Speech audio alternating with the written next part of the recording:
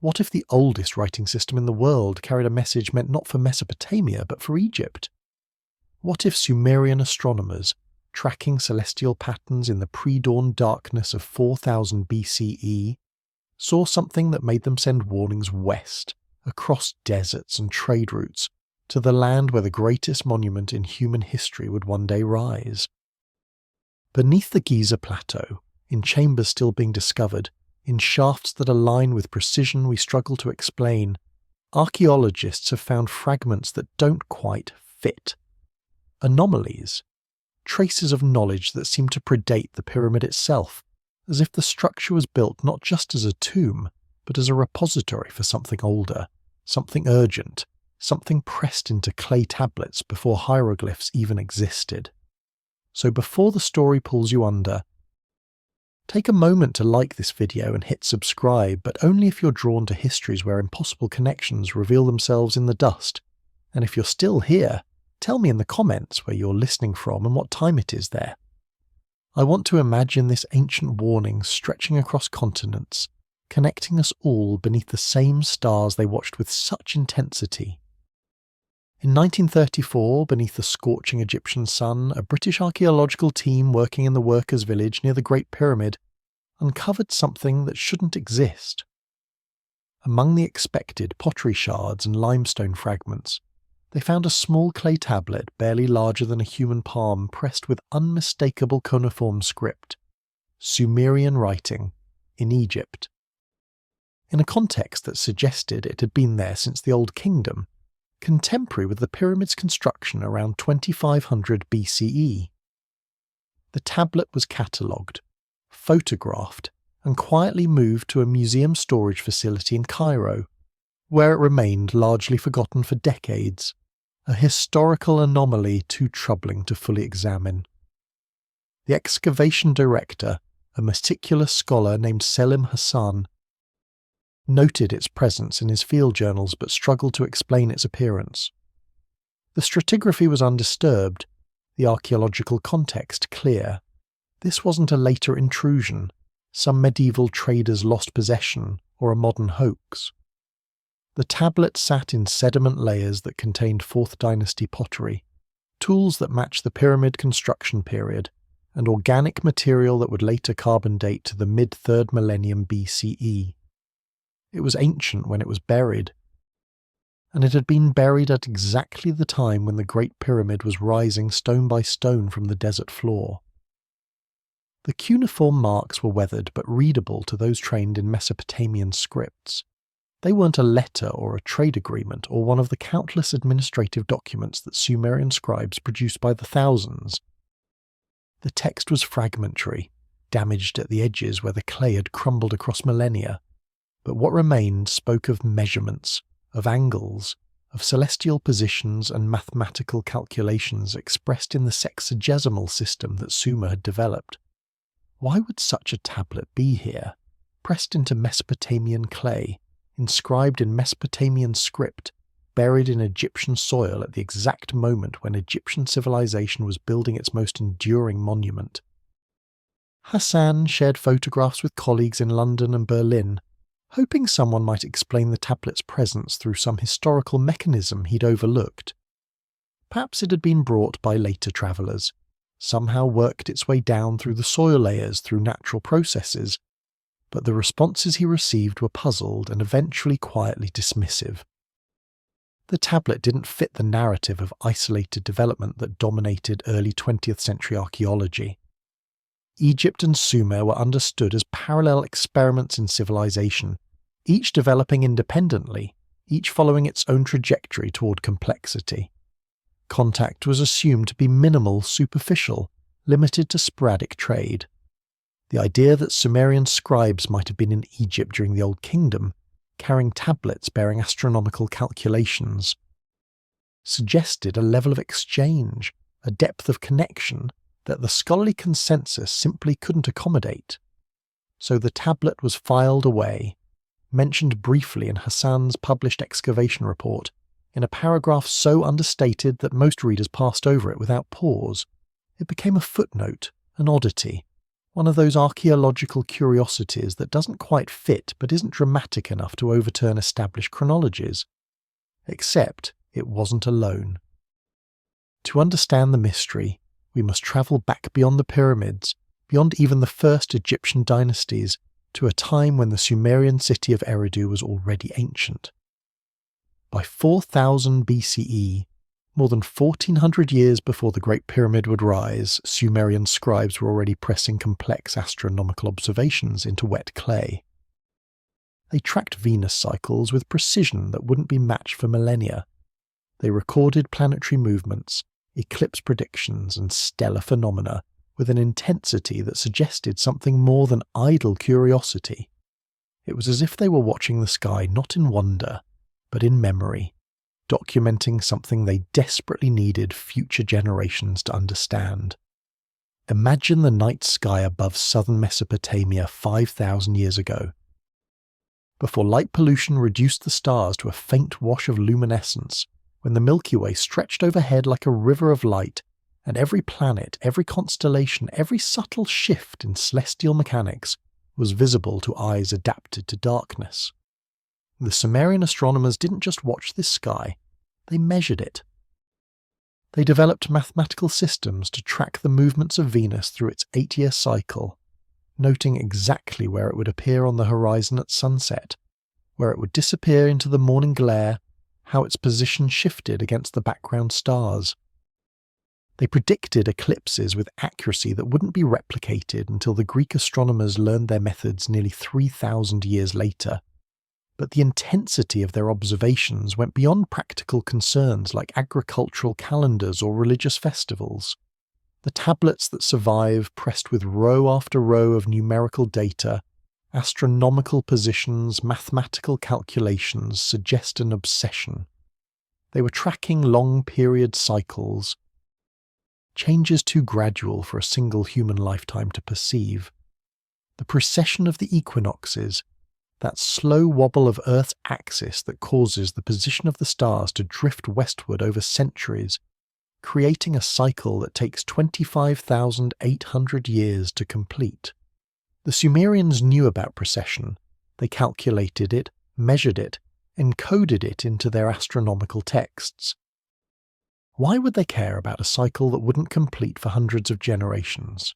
The temple complexes at Uruk, at Ur, at Eridu itself contained observation platforms built with precise cardinal alignments, windows and doorways positioned to frame specific stars at specific moments. The priests who maintained these temples kept continuous records, tablets passed down through generations, each new scribe adding their observations to centuries of accumulated data.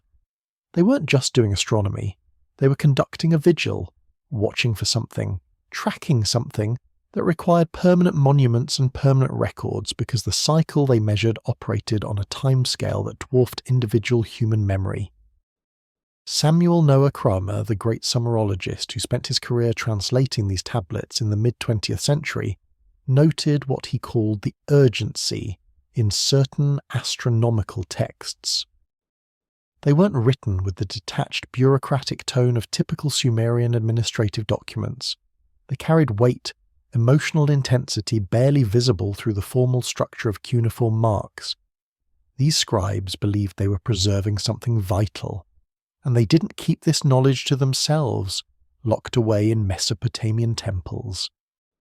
Because long before the first cuneiform tablet, before the first hieroglyph, human beings were moving across the ancient world in patterns archaeologists are only now beginning to trace. Through the Levant, across the Sinai, up the Nile, and down the Euphrates, goods flowed in channels worn smooth by centuries of contact. Obsidian from Anatolia appears in pre-dynastic Egyptian graves. Lapis lazuli from Afghanistan shows up in Sumerian royal burials.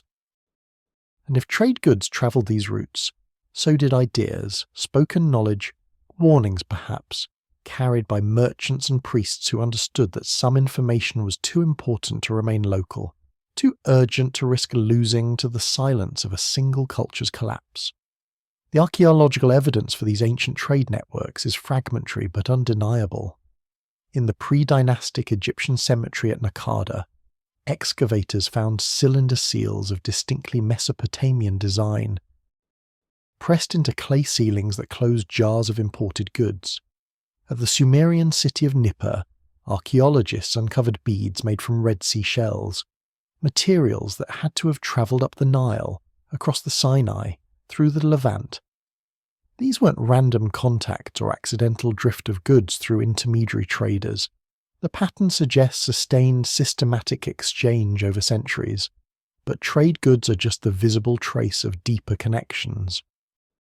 When merchants travel, they carry stories, techniques, ideas. When priests journey to foreign temples, they share knowledge, compare observations, discover that the stars their culture tracks are the same stars visible from other lands. The ancient world was more connected than we usually imagine, bound together by routes that predated cities, that followed water sources and mountain passes, that connected the Tigris to the Nile long before either river valley had developed writing. What if those connections, those channels of exchange, carried more than lapis and obsidian and shell beads?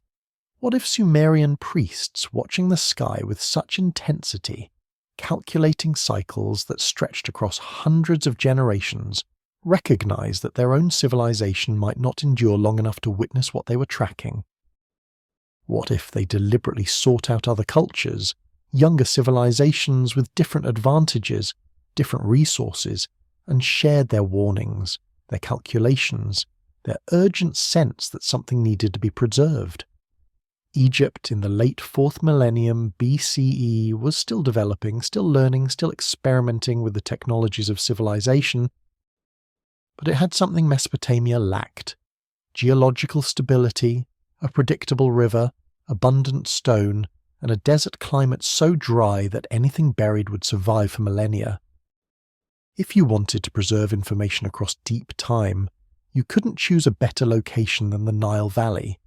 And if you wanted to ensure that information survived not just as fragile tablets, but as something more permanent, more enduring, you would need to think bigger than clay. You would need to think in stone. There is a peculiar synchronicity in how both the Sumerians and the Egyptians oriented their most sacred structures to the heavens. The Great Pyramid's shafts align with startling precision to Orion's belt and the star Thuban in Draco.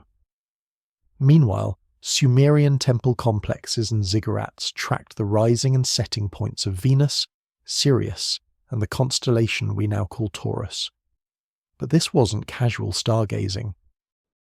The mathematical precision, the obsessive recording, the architectural commitment to stellar alignment suggests both civilizations were tracking something specific, something cyclical, something that warranted permanent monuments aligned to mark its return. What were they measuring? And more disturbingly, what were they measuring for? Stand in the king's chamber of the Great Pyramid, and you can feel the precision, even if you don't understand it. The walls are perfect planes, the corners exact right angles. The granite blocks fit so tightly that you cannot slip a razor blade between them, even after 4,500 years of settling and seismic shifts. The chamber's dimensions encode mathematical relationships. The length, width, and height relate to each other through ratios that appear again and again in sacred geometry. But the chamber isn't sealed, isn't isolated from the cosmos. Two shafts, barely 8 inches square, climb at precise angles through hundreds of feet of solid stone, emerging on the pyramid's exterior faces.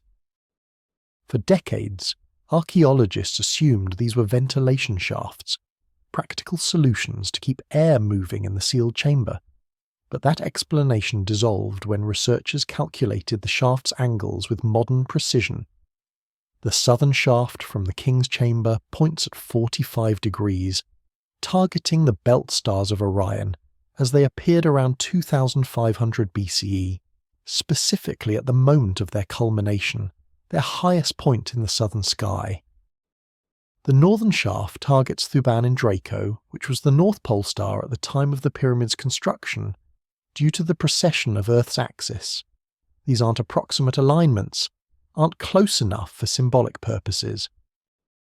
They're mathematically exact, engineered with tolerances that challenge modern construction. Someone calculated the angles with extraordinary precision compensated for the bending of starlight through the atmosphere, understood the mechanics of celestial motion well enough to target specific stars at specific moments, and then they built shafts to frame those stars, cutting through hundreds of feet of limestone with such accuracy that the shafts maintain their angles within fractions of a degree across their entire length. The Sumerians had the mathematical knowledge to make such calculations. Their astronomical texts demonstrate understanding of stellar positions, rising and setting points, the way the sky rotates around the celestial pole. They tracked these same stars, Orion and Thuban, with the same obsessive precision. Their temple complexes at Uruk featured doorways aligned to Sirius, walls oriented to the cardinal directions with accuracy that rivals modern surveying. They knew how to encode astronomical information into architecture, how to build structures that would maintain their stellar alignments across centuries. But why these specific stars? Orion, which both cultures associated with death and resurrection, with gods who descended to the underworld and returned. Thuban, marking the celestial pole, the point around which the entire sky appears to rotate. These aren't just prominent stars chosen for their brightness. They're markers, coordinates in a celestial system, points that track larger cycles of stellar motion. And when you calculate where these stars were in earlier epochs, using the precession formulas the Sumerians had already developed, and where they'll be in future epochs, patterns emerge. Alignments repeat, but not randomly. They follow the mathematical curve of precession, the 25,800-year wobble that shifts the entire celestial sphere against the background of deep space. The pyramid's shafts could have targeted any stars. The builders could have aligned them to the brightest objects in the sky, to the sun at solstice, to the moon at its standstill points. Instead, they chose stars whose positions are meaningful only if you understand precession, only if you're tracking cycles that operate on timescales far beyond human lifespans. That's not architecture for a funeral monument, that's astronomy. That's information encoded in stone, meant to be measured, meant to be understood by anyone sophisticated enough to calculate stellar positions across millennia. And the Sumerian texts describe the same stars with the same reverence, the same sense that these particular celestial markers carry meaning beyond their immediate visibility. They calculated when Sirius would rise heliacally, appearing just before dawn after weeks of invisibility, marking the moment when the Nile's annual flood would arrive. They tracked Orion's belt, noting its position at the spring equinox, watching how it shifted westward over generations due to precession.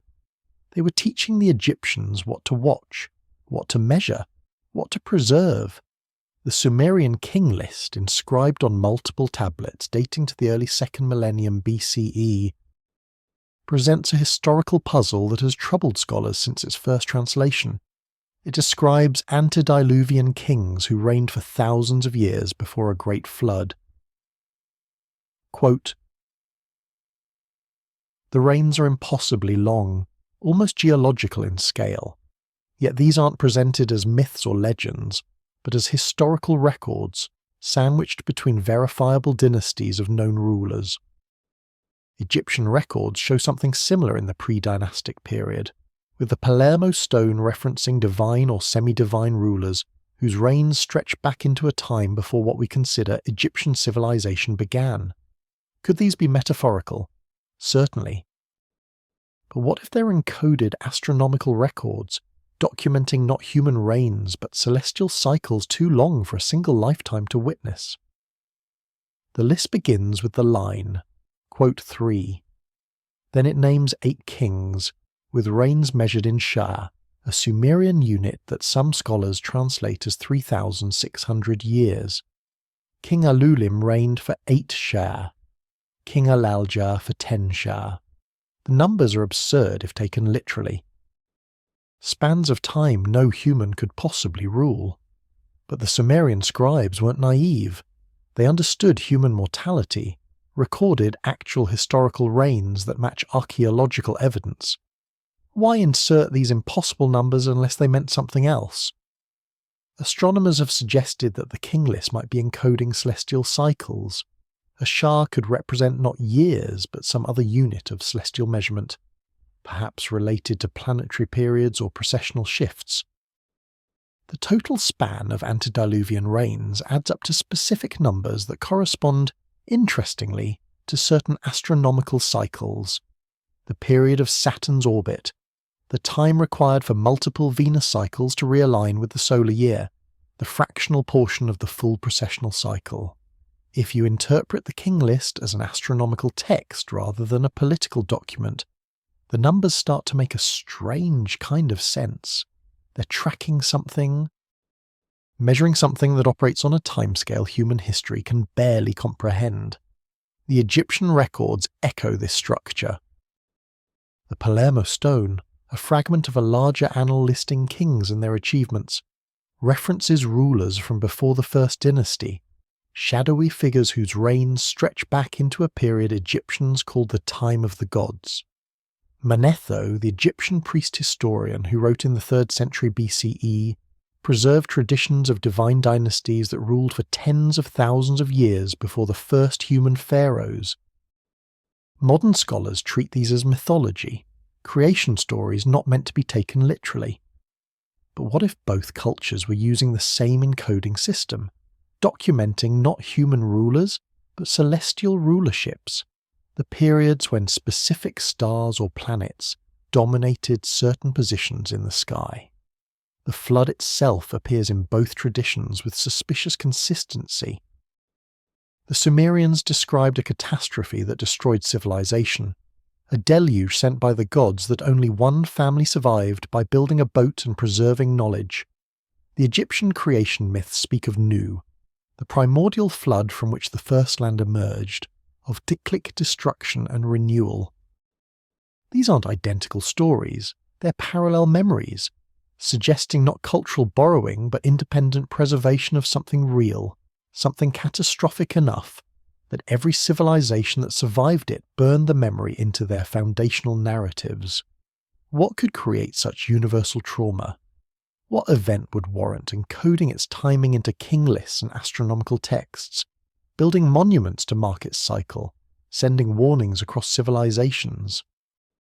The tablets don't say directly, preserved as they were in fragments, damaged by time and water and careless excavation, but they hint. They track celestial mechanics with obsessive precision.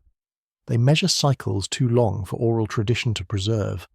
They build permanent structures aligned to stars in ways that only make sense if you're marking something that will return, something that operates according to mathematical laws, something you can predict if you have enough data, enough time, enough stone to preserve the warning for whoever comes after.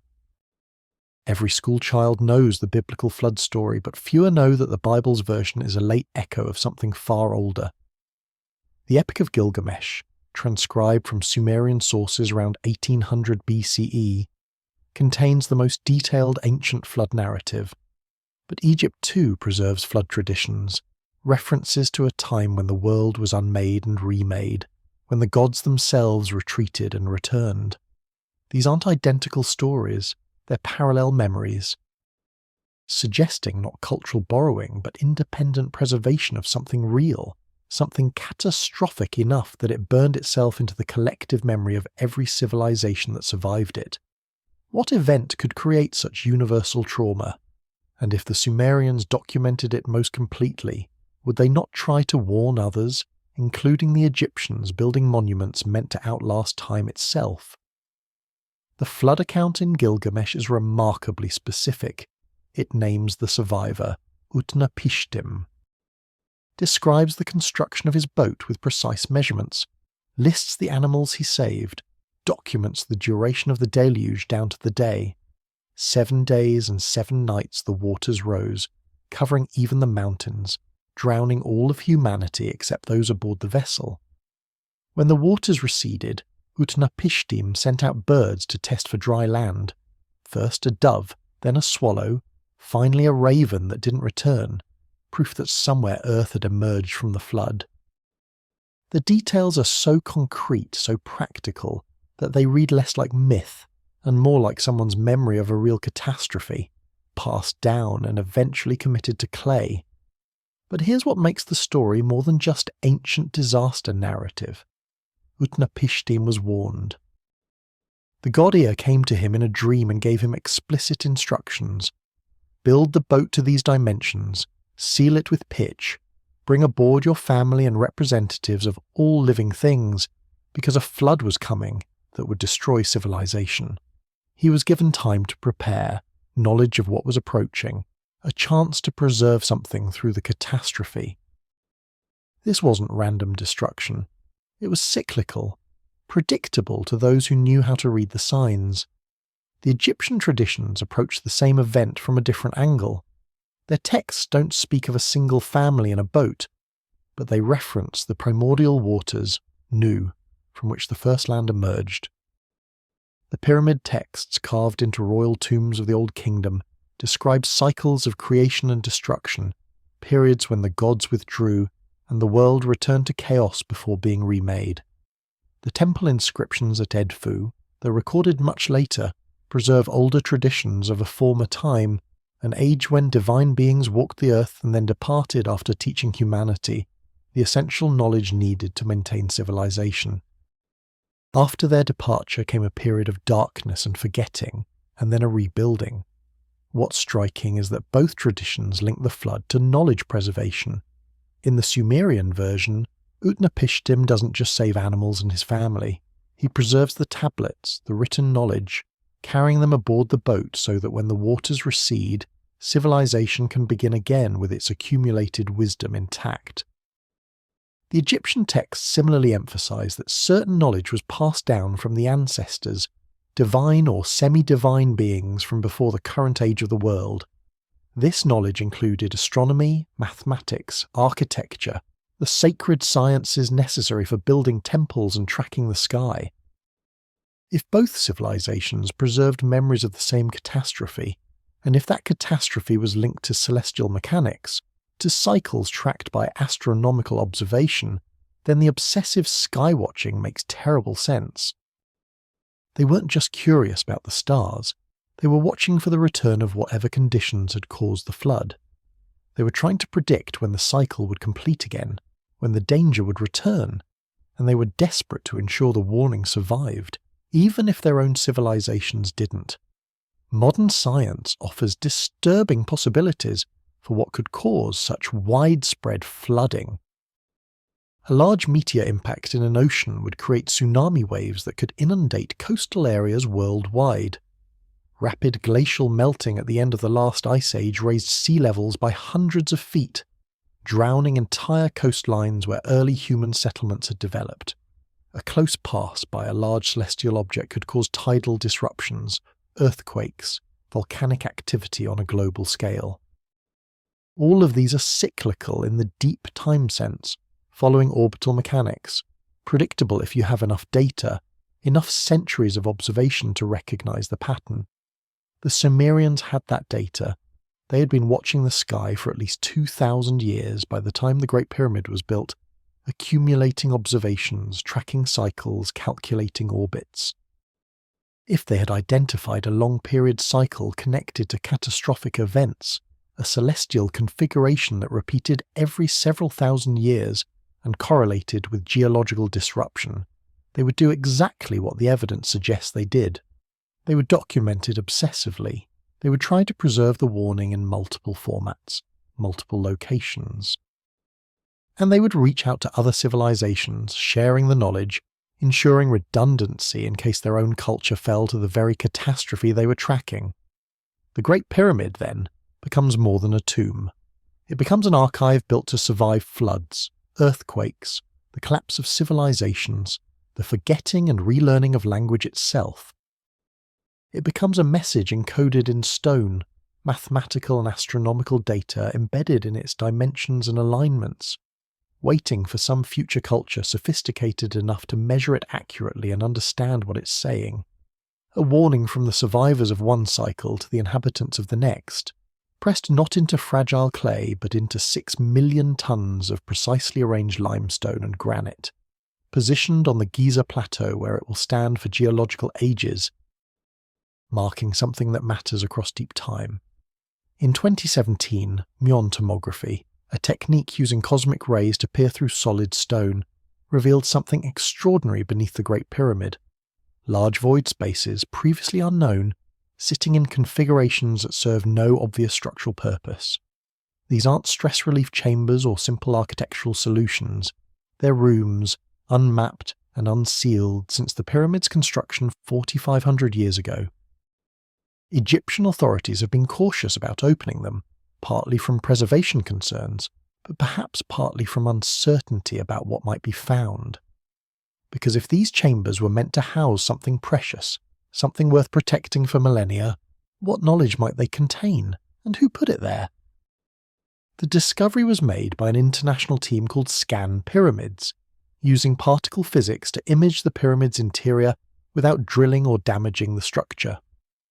Muons are cosmic ray particles that rain down constantly from space, penetrating matter but being partially absorbed depending on density.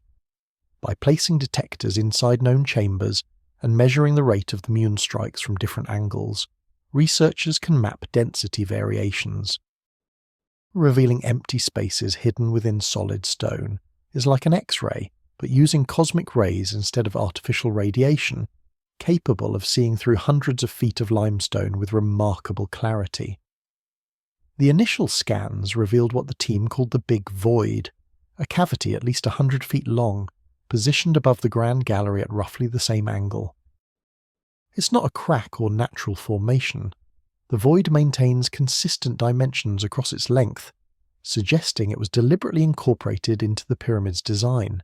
Then came additional anomalies, smaller voids and chambers that don't correspond to any known feature of the pyramid's internal architecture. The scan data shows them clearly: empty spaces where solid stone should be, rooms that were sealed during construction and never opened since. The discovery was announced carefully with appropriate scientific caution. The researchers emphasized that more study was needed, that the void's exact dimensions and configurations required additional scanning from multiple angles. Egyptian authorities requested time to evaluate the findings before any decision about physical exploration. And then, quietly, the project stalled. Permits for additional scanning became difficult to obtain. Proposals to use fibre optic cameras, which could be inserted through tiny holes to actually see inside the chambers, were deferred. The voids remain sealed, imaged but unexamined, waiting. One can understand the caution. The Great Pyramid is a UNESCO World Heritage Site, an irreplaceable monument visited by millions. Any invasive exploration carries risks of damage. But there's something else, a sense that Egyptian authorities are uncertain about what might be found. The pyramid has been explored for centuries, mapped and measured and analysed. Its known chambers have been empty since at least the early Middle Ages, when Caliph al-Mamun's men broke in and found only the enigmatic granite sarcophagus. If these newly discovered chambers contain anything, they contain something that was deliberately hidden, sealed behind stone barriers during the original construction, preserved in spaces never meant to be easily accessed. What would you hide inside the world's largest pyramid? What would warrant the enormous engineering complexity of creating sealed chambers within a structure that already pushes the limits of Bronze Age construction capabilities? The obvious answer is treasure, and perhaps that's all it is, additional burial goods or ritual objects. But the pyramid's known chambers were empty. If the builders wanted to include treasure, they failed spectacularly. Unless treasure was never the point. Consider the effort required to create these voids. The pyramid contains approximately 2.5 million limestone blocks, each weighing several tons, arranged in courses that step up from the base to the apex. To incorporate sealed chambers, you must plan their location precisely, build support structures to carry the weight above them, construct walls and ceilings from granite or limestone, and then continue building around and over them, sealing them so completely that no trace of their entrance remains visible. This isn't accidental, this isn't improvised. This is deliberate architecture designed to create spaces that would remain hidden and protected for millennia. The Sumerians understood the concept of foundation deposits, precious objects or inscribed tablets buried beneath temples to carry their dedications and histories into the future. They would sometimes inter tablets in clay jars, sealing them to protect against water and decay, burying them in the foundations or beneath courtyards where they would remain undisturbed. If Sumerian priests or scribes were involved in planning the Great Pyramid, if they advised the Egyptian builders on how to preserve knowledge across deep time, they might have suggested something similar, but on a scale matching Egypt's resources. Not tablets buried in temple foundations, but chambers sealed within a mountain of stone, protected by sheer mass. Positioned where natural decay and human interference would be least likely to reach. The muon scans can't tell us what's inside the voids. They can only confirm that the spaces exist, that they're empty of solid stone. But imagine for a moment that they're not empty of everything. Imagine that when those chambers are finally opened, archaeologists find not gold and lapis, but tablets, rows of clay tablets pressed with cuneiform, astronomical data accumulated over centuries, calculations of celestial cycles, warnings about what returns when those cycles complete. Or imagine they find something even more durable, inscriptions carved into the chamber walls themselves, mathematical formulas and stellar coordinates and explicit descriptions of what to watch for, what to fear, what to prepare for when the sky reaches certain configurations. The chambers wait, sealed in darkness, patient as the stone that surrounds them.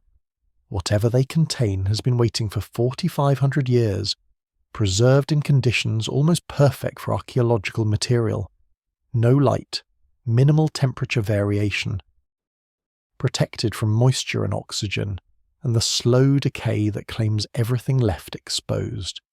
If there are tablets inside, they would emerge in nearly the condition they were placed, the cuneiform marks as sharp as the day they were pressed, the data as readable as when Sumerian scribes first committed it to clay. If there are inscriptions, they would be waiting. Eternal messages from the builders to whoever finally develops the technology to find what was hidden. One of the great puzzles of Egyptology is how suddenly advanced Egyptian civilization appears. The pre-dynastic period shows gradual development, scattered villages, simple pottery. Then, almost overnight in archaeological terms, around 3000 BCE, we have sophisticated writing, monumental architecture, complex mathematics, detailed astronomical knowledge, and a fully formed religious cosmology. It's as if someone handed them a manual. Some scholars have proposed that knowledge was imported, that Egypt's flowering was catalyzed by contact with already developed cultures to the east. Mesopotamia, Sumer specifically, where civilization had already been developing for over 1,000 years. What if that contact wasn't casual trade, but deliberate transmission? What if the Sumerians were teaching the Egyptians something specific, preparing them to preserve knowledge in the most permanent structure humanity could build? The archaeological record shows this discontinuity clearly. In the pre-dynastic Naqada periods, from approximately 4000 to 3200 BCE, Egyptian culture was developing steadily but slowly. They made beautiful pottery, some with sophisticated geometric designs. They buried their dead with grave goods that show increasing social stratification. They built small mud brick structures, nothing monumental. They used simple counting systems and probably had developed basic astronomical knowledge for agricultural timing. This is normal development, the kind of gradual accumulation of techniques and knowledge that every early civilization shows. Then something changes. Around 3100 BCE, during what Egyptologists call Dynasty Zero or the Proto-Dynastic period, complexity explodes. Hieroglyphic writing appears, already well developed, capable of expressing complex ideas and recording precise information. Monumental mud brick tombs are constructed at Abydos and Saqqara, structures that require sophisticated organizational capacity and mathematical planning. The calendar becomes standardized, a solar year of 365 days divided into 12 months, with intercalary days to maintain alignment with the seasons. Artistic conventions crystallize into the formal, highly standardized style that will characterize Egyptian art for 3,000 years. By the first dynasty around 3000 BCE, Egypt is fully formed. King Narmer, possibly the Menes of legend who unified Upper and Lower Egypt, presides over a state with writing, bureaucracy, monumental architecture, standardized religious practices and artistic traditions. Just 2 centuries later, the Old Kingdom begins, and within a few generations they're building pyramids. Not small experimental pyramids, but the Step Pyramid at Saqqara, a 6-tiered structure rising 200 feet above the desert, the first large-scale stone building in human history. And then the Bent Pyramid, the Red Pyramid, and finally, barely a century after the first stone structure was attempted, the Great Pyramid itself, the largest, most precisely constructed building that would exist anywhere on Earth for the next 4,000 years. The conventional explanation is that Egyptian civilization developed rapidly once certain threshold innovations occurred. That writing enabled administrative complexity, which enabled resource mobilization, which enabled monumental construction. But that explanation feels insufficient when you compare the timeline to other civilizations. Mesopotamia took over 1,500 years to progress from the earliest Ubaid settlements to the monumental ziggurats of the early dynastic period. Egypt compressed the same developmental arc into perhaps 3 centuries, unless the development wasn't happening from scratch. Unless they were importing already developed knowledge, techniques, mathematical systems, astronomical understanding. The evidence for Mesopotamian contact during this critical period is scattered but persistent. The cylinder seals found in pre-dynastic Egyptian contexts are distinctly Mesopotamian in design and execution, suggesting direct contact rather than imitation. Certain hieroglyphs in the earliest texts show structural similarities to Sumerian pictographs, as if the idea of writing itself was imported, then adapted to Egyptian language and materials.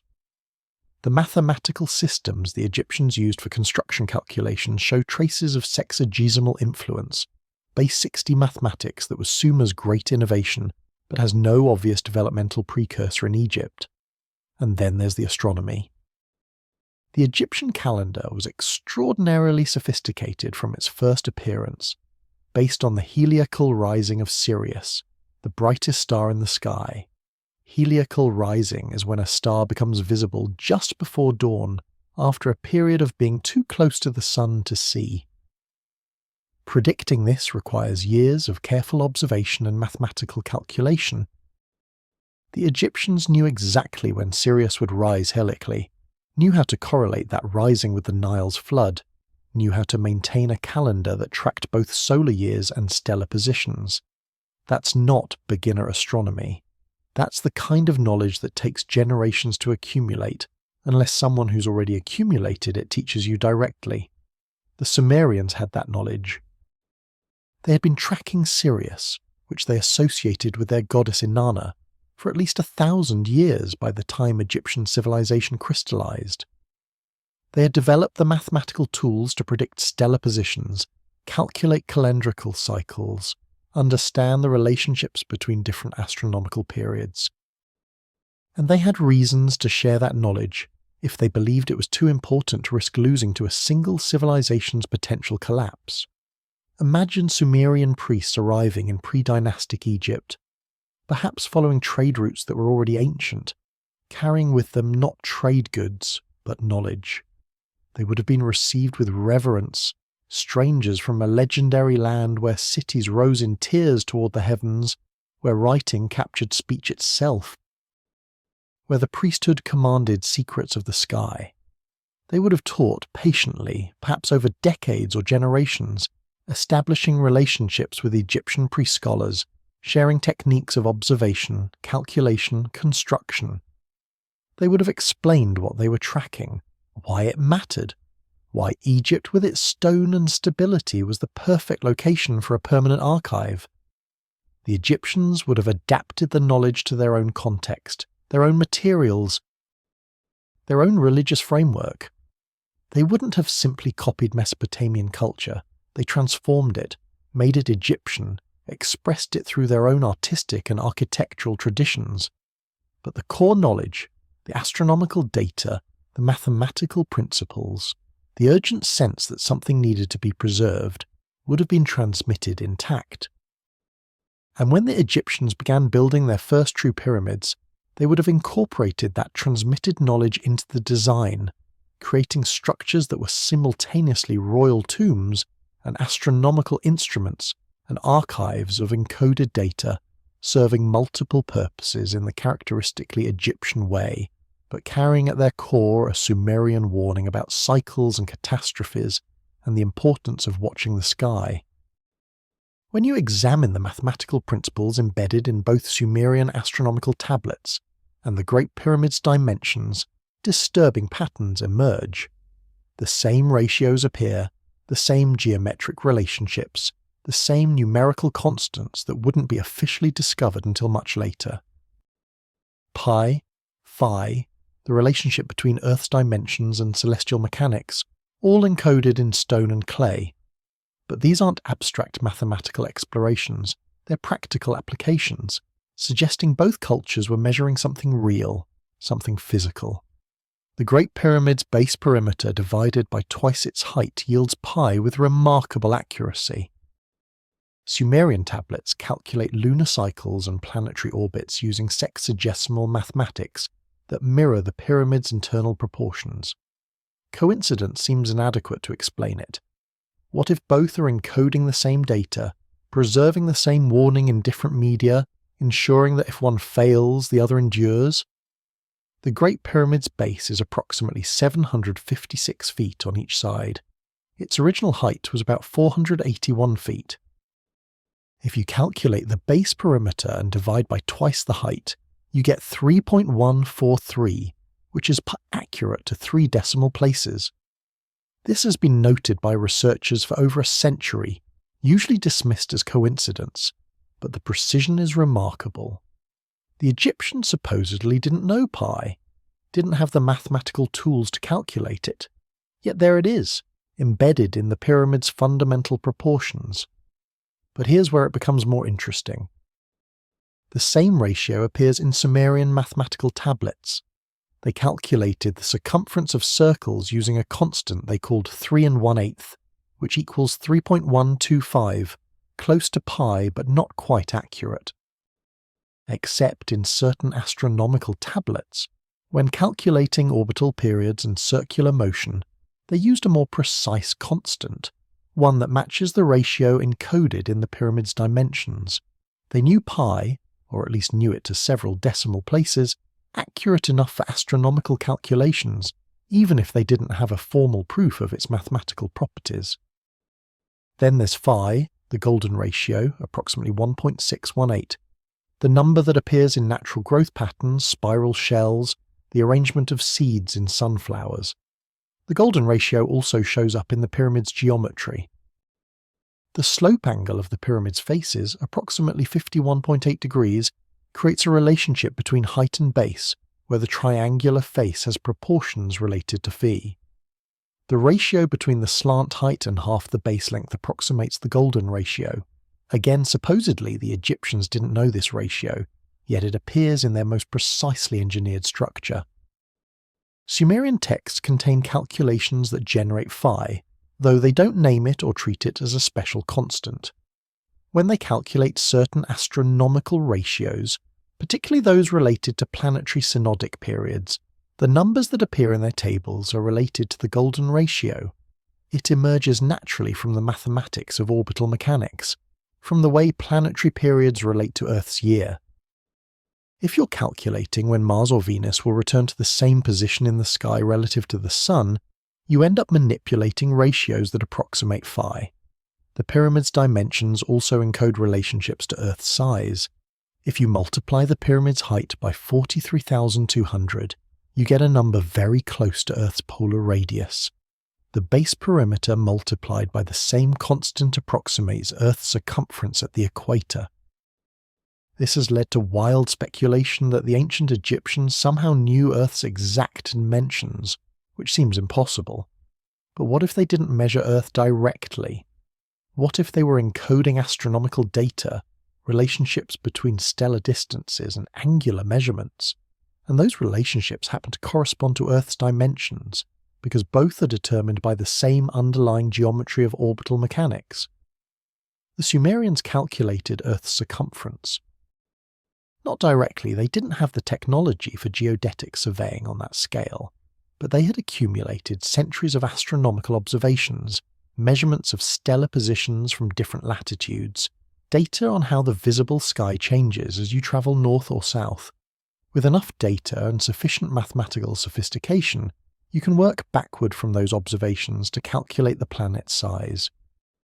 Several Sumerian astronomical texts contain numbers that researchers have interpreted as distance calculations, measurements too large to represent anything terrestrial. What if they represent Earth's dimensions, calculated astronomically?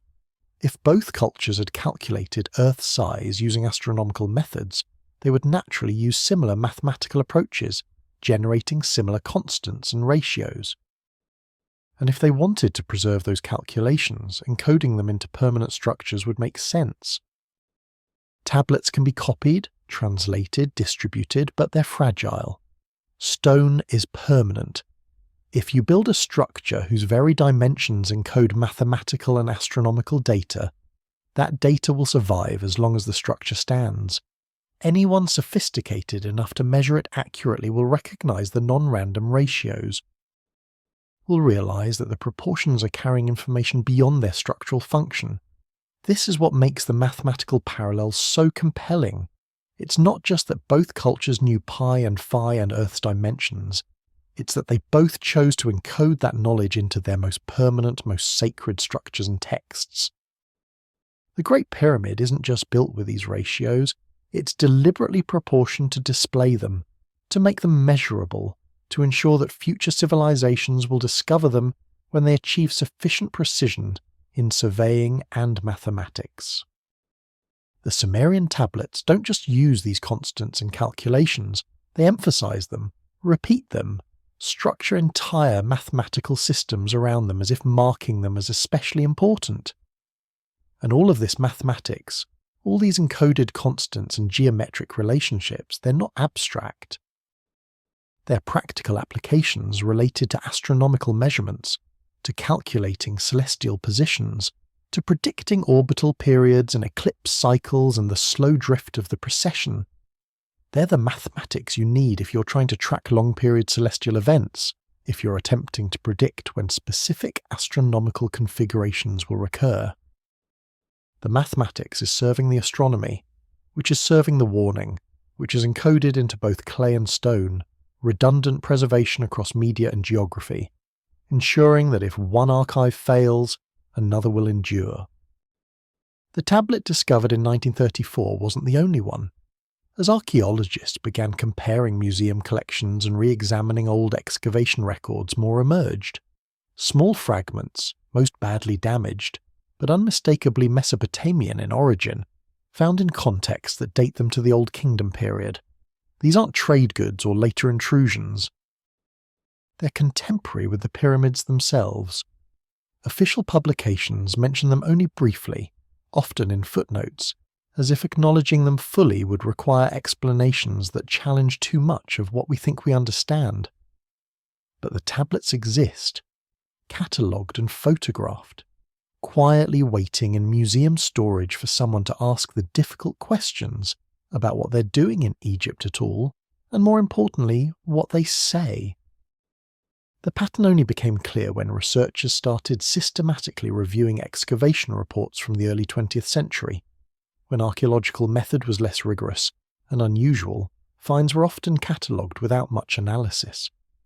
A small tablet fragment found at Saqqara in 1912, labelled simply as foreign object uncertain provenance, but the photograph clearly shows cuneiform script. Another fragment from Abydos, discovered in 1928, mentioned in a footnote as possible Mesopotamian import but never analysed in detail. A third from the workman's village at Giza, the same context where Hassan found his tablet, discovered in the 1940s by a French team but published only as a site number in a catalogue of finds, no description beyond SS quote 11.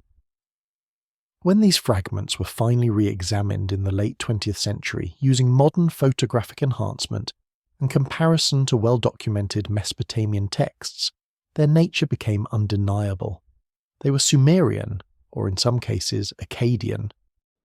The Semitic language that borrowed Sumerian writing. The script styles dated them to the late early dynastic or Akkadian period, roughly 2500 to 2200 BCE, precisely contemporary with Egypt's Old Kingdom and the construction of the Great Pyramids at Giza, and they were found in contexts that ruled out later deposition. The stratigraphic layers, the associated artifacts, the condition of the tablets themselves all indicated they had been buried during the Old Kingdom period. But here's what makes them more than just evidence of contact. Several of the fragments contained astronomical data, not letters or trade documents, but numerical tables, calculations, the kind of technical information that Sumerian scribes recorded on tablets meant for priestly or scholarly use. One fragment from Saqqara, subjected to detailed analysis in the 1990s, contained what appears to be part of a Venus cycle calculation, tracking the planet's positions over multiple years. Another, now in the Cairo Museum but stored in a back room rarely accessed, shows mathematical operations using sexagesimal notation, calculating ratios and angles that might relate to stellar positions or architectural proportions. The Egyptian authorities have been understandably reluctant to emphasize these finds. Egypt's national identity is deeply tied to its ancient civilization, to the narrative of indigenous development, a pharaonic culture emerging from the Nile Valley itself without significant outside influence. To acknowledge substantial Mesopotamian presence during the Old Kingdom, to suggest that foreign priests or scholars might have contributed to the pyramid's design, challenges that narrative in uncomfortable ways. So the tablets remain catalogued but not exhibited, published in technical journals that few people read, referenced in footnotes but rarely discussed in popular accounts of Egyptian archaeology. But they exist. And they're not alone. Private collections, particularly in Europe, contain additional fragments acquired from antiquities dealers in the early 20th century, before export laws tightened. Most of these have unknown provenance, purchased from dealers who claim they came from Egypt but couldn't or wouldn't specify where. Some are obvious fakes, modern productions meant to deceive collectors, but others appear genuine. Small clay fragments with weathering patterns consistent with ancient burial, script styles matching known Sumerian paleography, content that fits the technical nature of priestly astronomical texts. If even a fraction of these are real, they suggest a substantial presence of Mesopotamian scribes in Old Kingdom Egypt. Enough people carrying enough tablets that fragments survived in multiple locations despite 4,500 years of human activity and natural decay. What do the tablets say? Most are too fragmentary to fully reconstruct. Broken pieces that preserve only a few lines of text, partial calculations, isolated numbers. But the legible portions contain astronomical terminology, references to celestial bodies and their movements. Mathematical operations designed to predict future positions. One fragment, now in Berlin, contains part of a text that references, quote, 12, quote a phrase that appears in other Mesopotamian astronomical texts, in context suggesting a cyclical event, something that comes back after long ages. Another mentions, quote 13, which might be metaphorical, or might refer to something specific, perhaps even the pyramid itself. If the text was written by a Mesopotamian scribe documenting the construction, the scholarly community remains divided on how to interpret these finds. Some researchers accept them as evidence of more substantial Mesopotamian-Egyptian contact than previously recognized, but argue this was limited to trade and diplomatic exchange, interesting historically, but not fundamentally challenging our understanding of Egyptian development. Others, more controversially, suggest the contact was deeper. that Mesopotamian scribes were present in Egypt as advisors or teachers, particularly in astronomy and mathematics, contributing knowledge that accelerated Egyptian achievements in these areas. And a small minority, often dismissed as fringe, proposed that their Mesopotamian presence was specifically related to the pyramids, that Sumerian priests came to Egypt with a particular purpose, ensuring that crucial astronomical knowledge was preserved in the most permanent form possible. Encoded in monuments designed to outlast civilizations, the tablets can't definitively prove any of these interpretations. They're too fragmentary, too few, too damaged by time, but they establish beyond doubt that Mesopotamian scribes carrying astronomical tablets were present in Old Kingdom Egypt, specifically in the areas where the pyramids were being built, and that fact alone, regardless of interpretation, transforms our understanding of the ancient world from isolated civilizations developing independently to interconnected cultures sharing knowledge across vast distances. Motivated by concerns we're only beginning to understand, we know that both Egyptian temples and Sumerian ziggurats maintained extensive libraries, collections of tablets and papyri that went far beyond religious texts. They were repositories of practical knowledge, astronomy, mathematics, medicine, agriculture, engineering. But they also contained what the priests called secret knowledge, restricted texts that only initiated scholars could access. Most of these collections have been lost to time, fire, flood, and deliberate destruction, but fragments survive, enough to suggest that some of this secret knowledge concerned cyclical catastrophes, celestial mechanics that affected Earth directly, and instructions for preserving civilization through collapse. What if the Great Pyramid was conceived as an ultimate archive, a structure so massive and geometrically precise that it would survive anything, preserving warnings and knowledge that Sumerian priests knew needed to outlast their own culture? The library at Nippur, excavated in the late 19th century, contained over 60,000 tablets when it was functioning in the mid-2nd millennium BCE. Most dealt with administrative matters, grain rations, property transfers, legal disputes. But the Temple Archive also held astronomical texts, mathematical tables, medical treatises, and what the scribes labelled as secret writings of the Apsu, texts restricted to initiated priests who had undergone years of training in the esoteric sciences. These secret writings discussed matters that were considered too dangerous or too sacred for common knowledge, formulas for calculating distant future dates, descriptions of celestial configurations associated with catastrophe, instructions for how priests should prepare for and survive periods of cosmic instability. Egyptian temples maintained similar archives. The House of Life, Perank in Egyptian, was a specialized institution attached to major temples where priests studied medicine, magic, astronomy, and sacred literature. These weren't public schools. Access was restricted, knowledge transmitted only to those who had proven themselves worthy through years of service and study. The texts they used have largely been lost, papyrus being far more fragile than clay, susceptible to fire and moisture and simple decay, but references in surviving inscriptions mention, quote 16, collections of knowledge passed down from, quote 17, written in obscure scripts or encoded in ways that required priestly training to interpret. What made knowledge secret wasn't always its content, but its implications. Some astronomical knowledge, for instance, might allow prediction of eclipses, which could be used to manipulate populations who saw eclipses as divine omens. Some mathematical knowledge might reveal the actual effort required for monumental construction projects. Information a pharaoh might prefer his subjects not contemplate too carefully. But some knowledge seems to have been restricted because it concerned genuinely troubling matters, cycles of catastrophe, celestial events that recurred on timescales far beyond living memory, but which ancient records suggested were real and dangerous. The Sumerian texts that survived, often because they were copied multiple times, contain hints of this restricted knowledge. The Enuma Anu Enlil, a vast series of astronomical omen texts, include sections that were marked as not to be shown to the uninitiated. These sections dealt with long-period celestial cycles, configurations of planets and stars that occurred only after many generations, associated in the texts with periods of great upheaval, flood, fire, destruction.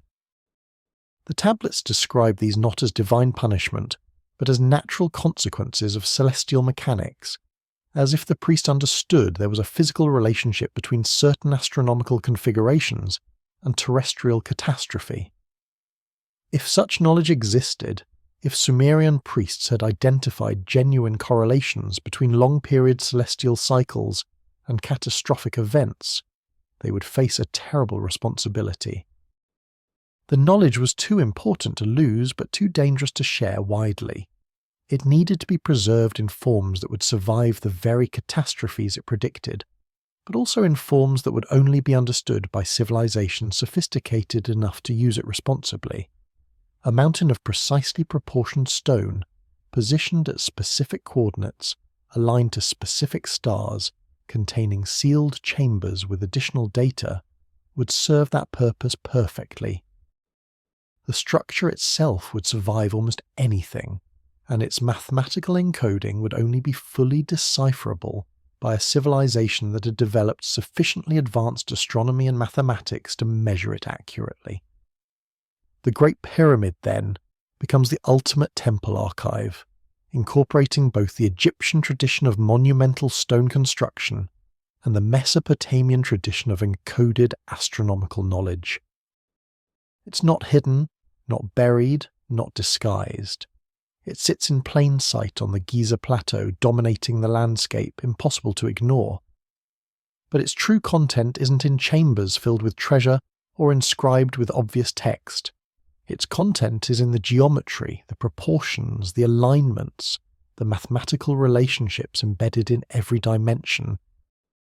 It's an archive written in the language of measurement, readable only by those who know to measure, who understand what they're looking for, who have developed the astronomical sophistication to recognize what the numbers mean. And perhaps the sealed chambers contain the key, the explicit explanation, the tablets or inscriptions that decode the monument's geometric language and explain what it's preserving and why. The knowledge would be redundant, encoded in the structure's dimensions for civilizations that achieve mathematical sophistication, preserved explicitly in sealed chambers for civilizations that develop the technology to find and open them. Multiple formats, multiple levels of encoding, ensuring that somehow, someday, someone would understand the warning. Sirius, Orion, Thuban in Draco, Aldebaran in Taurus. Again and again. These specific stars appear in both Sumerian astronomical texts and Egyptian architectural alignments. The Great Pyramid's southern shaft targets Orion's belt, the very constellation the Sumerians associated with their god of death and resurrection. Sirius, which both cultures link to flood cycles and agricultural renewal, rises in perfect alignment with the pyramid's eastern face on specific dates. These aren't just prominent stars randomly chosen, they're markers, coordinates perhaps, tracking something that both civilizations considered vital to monitor. The Sumerians documented the heliacal rising and setting of these stars with mathematical precision. The Egyptians built shafts and chambers to frame them at critical moments. What were they marking? What cycle were they measuring? And what happens when that cycle completes? Sirius is the brightest star in Earth's night sky. Impossible to miss when it's visible, dominating the southern sky during Northern Hemisphere winter. Both the Egyptians and the Sumerians tracked it obsessively. The Egyptian calendar was based on Sirius's heliacal rising, the moment when the star first becomes visible just before dawn, after spending weeks too close to the sun to see. This rising coincided remarkably with the Nile's annual flood, the inundation that deposited fertile silt and made Egyptian agriculture possible. The correlation between Sirius and the flood was so consistent that the Egyptians used it as their primary calendrical marker, beginning their year with the star's appearance. But the Sumerians tracked Sirius with equal intensity, though their rivers didn't flood on the same predictable schedule.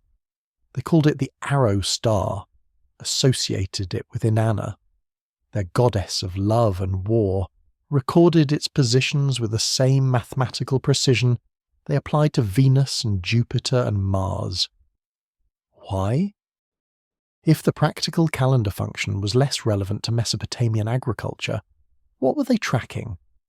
Orion appears in both astronomical systems with even deeper significance. The Egyptians identified Orion with Osiris, their god of death and resurrection, the divine king who was killed and dismembered, then reassembled and revived to rule the afterlife. The three stars of Orion's belt are prominently featured in the pyramid texts, associated with the pharaoh's journey after death, his transformation into a divine being who would join Osiris in the stars. The Southern shaft from the king's chamber points directly at these belt stars as they appeared around 2500 BCE, framing them at their culmination, their highest point in the southern sky. The Sumerians knew Orion as the true shepherd of Anu, associated with their god Dumuzi, who like Osiris was a deity of death and resurrection, dying annually and returning, his cycle linked to agricultural seasons and the renewal of life. They tracked Orion's rising and setting points, noted its position relative to other constellations, recorded how its placement in the sky shifted gradually over decades due to precession, and they associated it specifically with the antediluvian period, the time before the flood, as if Orion's position in the sky somehow marked or measured that ancient catastrophe. Thuban is less obvious, but perhaps more revealing. It's not a particularly bright star, barely visible to the naked eye under urban conditions, but around 2500 BCE, it was the North Pole star, the point around which the entire northern sky appeared to rotate. The Great Pyramid's northern shaft from the king's chamber points directly at Thuban at that era, maintaining that alignment with precision. The Sumerians tracked the pole star position obsessively because it moves, not nightly like other stars, but across centuries due to Earth's axial precession. The pole star shifts, cycling through different stars over the 25,800-year precessional period. Thuban was the pole star during pyramid construction. But it wasn't always, and won't be again until the precession cycle completes another rotation. Why would both cultures care so much about the pole star position? Because it's the most obvious manifestation of precession, the clearest evidence that the sky itself is slowly rotating, that celestial coordinates aren't fixed but drift across geological time. If you're tracking long-period cycles, if you're trying to predict when certain celestial configurations will return, understanding precession is essential, and if you want to leave markers that will remain meaningful across multiple precessional cycles, you need to encode not just current stellar positions but the rate and direction of their drift. Aldebaran, the bright orange star in Taurus, appears in Sumerian texts as a marker star for tracking planetary movements. Taurus was called the Bull of Heaven, associated with dramatic myths of divine destruction. The constellation rose heliacally in spring during the early 3rd millennium BCE, and both Sumerians and Egyptians noted its position relative to the sun at the equinoxes. There's a peculiarity in how often Aldebaran appears in astronomical tables paired with Sirius and Orion, as if the three together formed a coordinate system, 3 reference points defining a plane or direction in space. Modern astronomy understands that these stars aren't physically related. They're at vastly different distances from Earth, only appearing grouped from our perspective. But ancient astronomers didn't know that. To them, the stars formed patterns on a celestial sphere, and certain patterns mattered more than others. If you're tracking how the entire sphere rotates due to precession, you need reference points that are bright, memorable, and well distributed across the sky. Sirius, Orion, and Aldebaran provide exactly that. A southern marker, a central constellation, and an equinoctial reference, together defining the precessional drift. The obsessive focus on these specific stars suggests both cultures were maintaining a coordinate system, tracking positions across time, measuring the precessional drift with precision sufficient to predict where these stars would be in distant future epochs. The pyramid's shafts don't just point at where the stars were in 2500 BCE. They point at angles that remain meaningful across the full precessional cycle, that align with these same stars at different points in their long rotation around the pole. It's as if the structure is designed to remain astronomically relevant for 26,000 years, not just for the moment it was built. What event requires tracking across such vast timescales? What could recur on a schedule matching the precessional cycle? The obvious answer is nothing that individual humans would ever witness, but civilizations might, if they endure long enough and maintain continuous records. And if ancient priests understood that certain catastrophic events correlated with specific precessional positions, with the sky being in certain configurations that repeated only after the full cycle completed, they would track these marker stars with exactly the obsessive precision the evidence shows. They would build monuments aligned to these stars, not for religious symbolism, but as physical markers saying, "Measure us." Track these stars, understand the cycle, and prepare for what returns when the sky rotates back to this configuration. Walk around the Great Sphinx, and you'll notice something peculiar. The head is proportionally too small for the body, and the erosion patterns suggest the body may be significantly older than the head, weathered by water rather than wind. Some researchers controversially propose the Sphinx was recarved, that an older monument stood there first, perhaps dating to 10,800 BCE or earlier, when the constellation Leo rose due east at the spring equinox. Sumerian astronomical texts contain calculations that track precession, the slow wobble of Earth's axis that causes the equinox point to drift through the zodiac over a cycle lasting approximately 25,800 years. What if the Sphinx marked something from the age of Leo, and the Great Pyramid, built millennia later, was positioned precisely to relate to that older marker, creating a timeline in stone? What if Sumerian priests, who understood precession mathematically, helped the Egyptians encode this cosmic calendar into their sacred landscape? The Sphinx is enigmatic in ways that go beyond its famous riddle. Official Egyptology dates it to the reign of Khafre, around 2500 BCE, contemporary with the Great Pyramid and built as part of the same necropolis complex.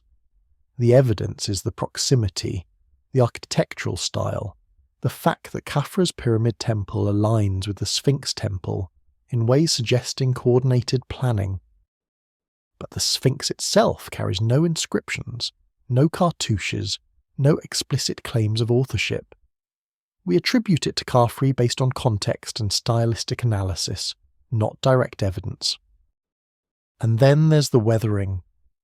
The Sphinx sits in a hollow excavated from the bedrock, surrounded by walls of limestone quarried to create it.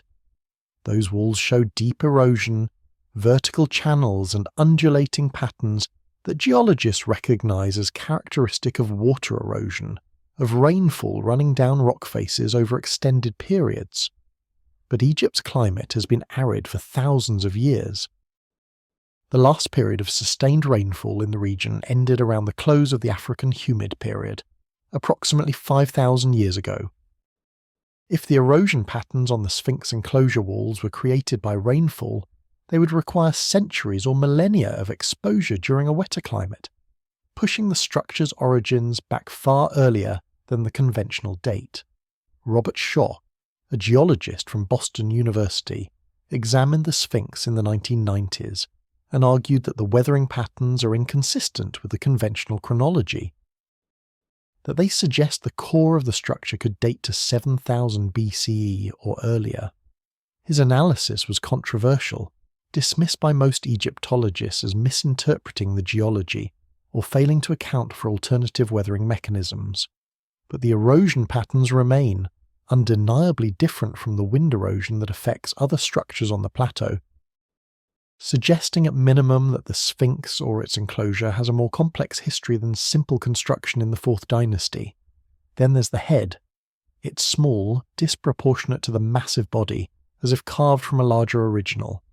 The head shows much less erosion than the body, consistent with it being recarved more recently. Some researchers have proposed that the original Sphinx had a lion's head, proportional to the body, carved during a much earlier period. Later, perhaps during the 4th dynasty, the head was recarved into a pharaoh's face, possibly Khafra's, associating the ancient monument with current royal authority. Why would the original Sphinx have a lion's head? Because 10,800 years ago, at the spring equinox around 10,500 BCE, the constellation Leo rose due east at dawn, directly aligned with the Sphinx's gaze. This was the age of Leo in the precessional cycle, when the sun at the spring equinox was positioned against the backdrop of Leo constellation. The precessional cycle moves backward through the zodiac, so the age before Leo was Virgo, and the age after Leo was Cancer. Each age lasts approximately 2,160 years, 1/12 of the full 25,800-year cycle.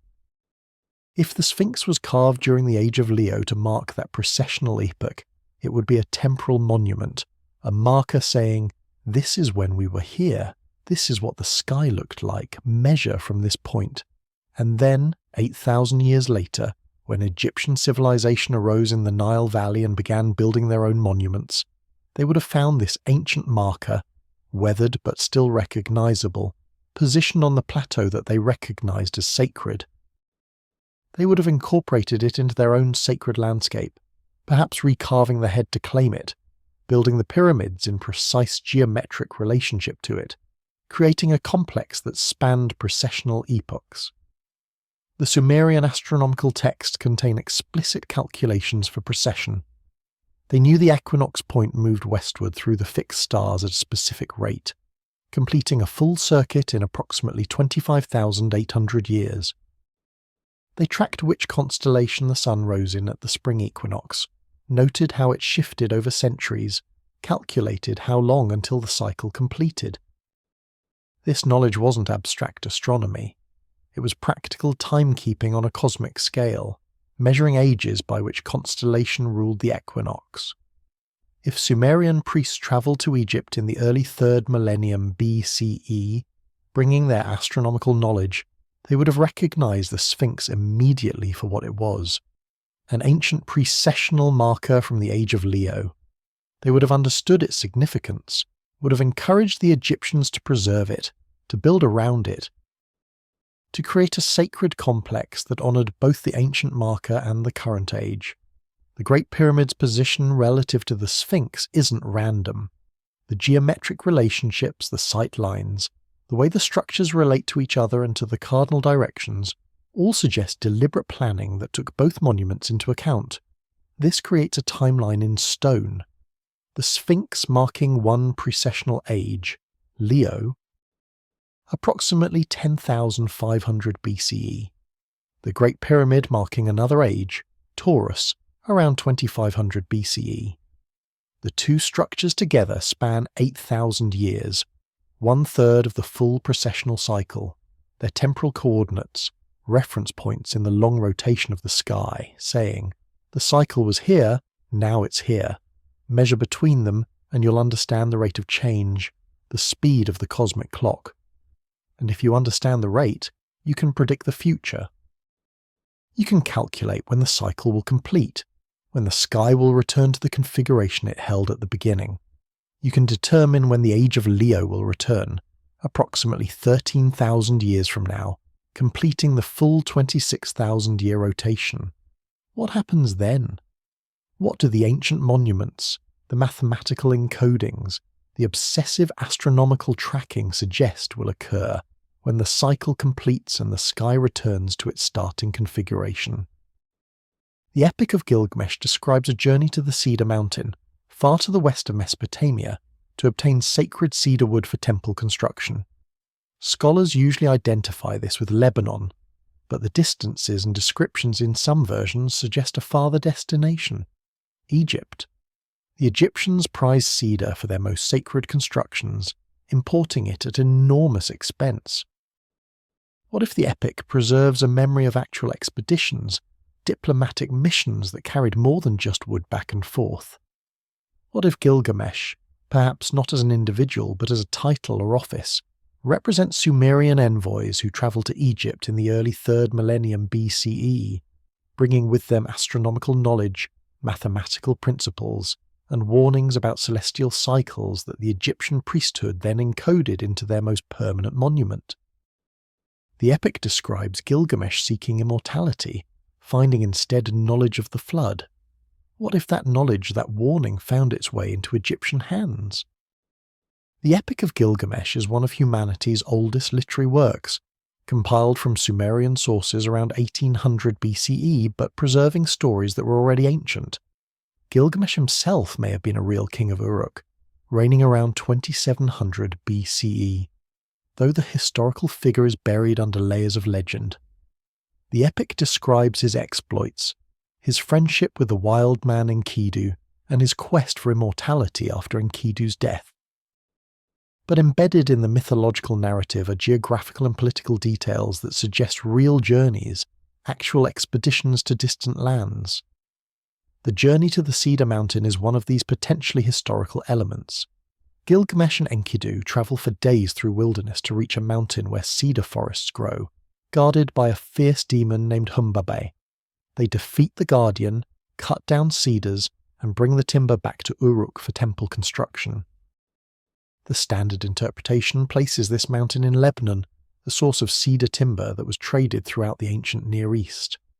Lebanon's cedar forests were famous, and wood was floated down the coast and traded inland to timber-poor regions like Mesopotamia.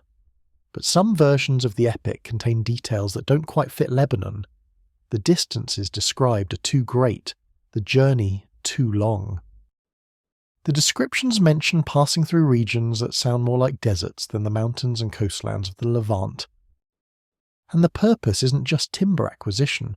Gilgamesh is seeking something more, something connected to immortality, to divine knowledge, to the secrets of the gods.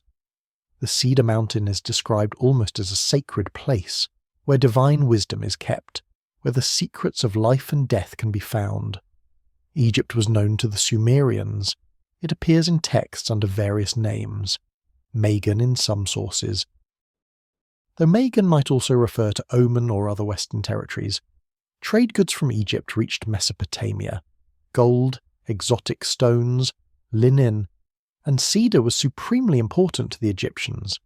They imported it from Lebanon but would have prized any source. They used cedar for sacred boats, for temple roofs, for sarcophagi of the highest elite. The wood represented incorruptibility, its aromatic oils preserving it from decay, making it symbolically appropriate for eternal structures. What if Gilgamesh, or the historical king behind the legend, led or sponsored an expedition not just to Lebanon but beyond, following trade routes through the Levant and into Egypt? Such an expedition would have taken months, would have involved diplomatic negotiations, gift exchanges, establishment of relationships between Mesopotamian and Egyptian elites.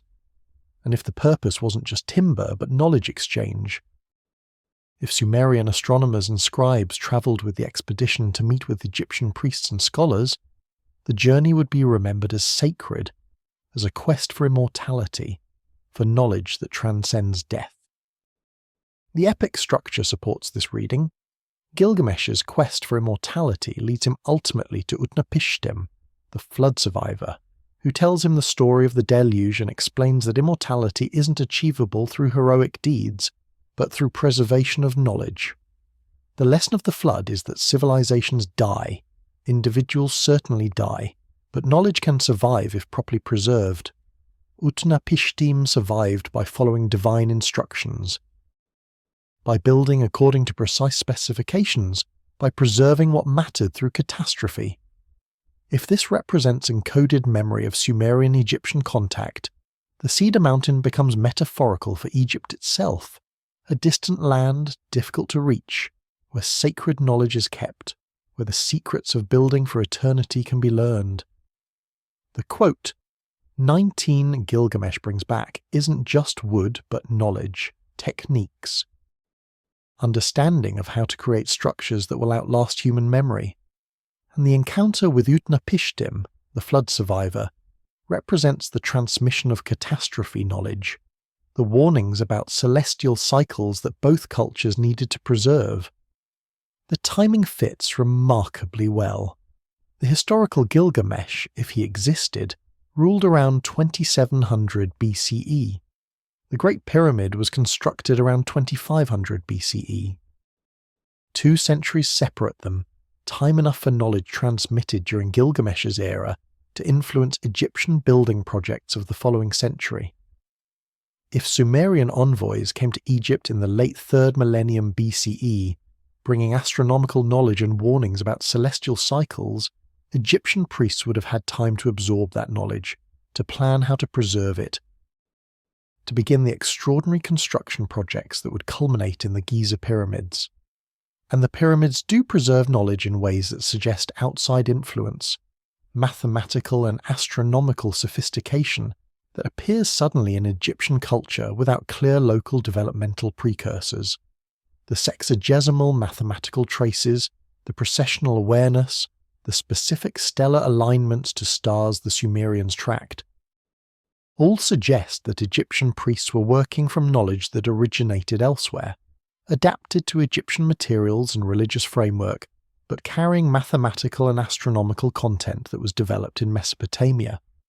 The epic ends with Gilgamesh returning to Uruk, not having achieved immortality, but having gained wisdom about what endures. He describes the city walls he built, the foundations he laid, suggesting that immortality comes through construction, through leaving works that will outlast flesh. Perhaps the real immortality he found was the knowledge that somewhere in Egypt, encoded in stone, the warnings and wisdom he helped transmit would survive into distant future ages, would outlast both Uruk and Memphis, would speak to civilizations that hadn't yet been conceived. In the Temple of Seti Art Abydos, a magnificent carved relief lists 76 pharaohs stretching back to the First Dynasty. It is one of our most important sources for Egyptian chronology, but it contains curious omissions. Certain pharaohs are deliberately excluded, and there are hints in other sources of dynasties or rulers that don't appear anywhere in the official records. Even more intriguing, the list shows an awareness that kingship itself had a beginning, that before Menes unified Egypt, there was something else, some other form of civilization or knowledge transmission. Sumerian records show similar awareness, describing the transfer of kingship from the gods to humans after the flood. Could both cultures be preserving fragments of the same narrative? Could the Great Pyramid, built by 4th Dynasty pharaohs whose own legitimacy rested on claims of divine knowledge, be positioned precisely at the transition point between remembered history and protected secret? The Abydos king list is carved into a wall in Seti's temple, a long corridor where the pharaoh and his son, the future Rameses II, are shown offering incense to the cartouches of their predecessors. It's a statement of legitimacy, claiming continuity with a royal tradition stretching back to the unification of Egypt around 3000 BCE. The list includes the Great Pyramid builders, Khufu, Khafre, Menkaure, the 4th Dynasty pharaohs whose monuments still dominate the Giza plateau. It includes earlier dynasties, shadowy rulers from the archaic period whose tombs are modest mud brick structures, but whose reigns established the institutions that would define Egyptian civilization. But it doesn't include everyone. The pharaohs of the Amarna period, including Akhenaten and Tutankhamun, are conspicuously absent, expunged from memory because their religious reforms were considered heretical. Other gaps are less easily explained. Certain rulers mentioned in other sources don't appear on the list. Periods that seem too short to represent the archaeological record are compressed. And then there are the notations before the First Dynasty, references to followers of Horus, semi-divine rulers from before historical time. The Palermo stone, another important chronological source, includes these pre-dynastic rulers more explicitly. It lists names, assigns them reign lengths, though the numbers are fragmentary and difficult to interpret. These rulers aren't presented as gods exactly, but they're not quite human either.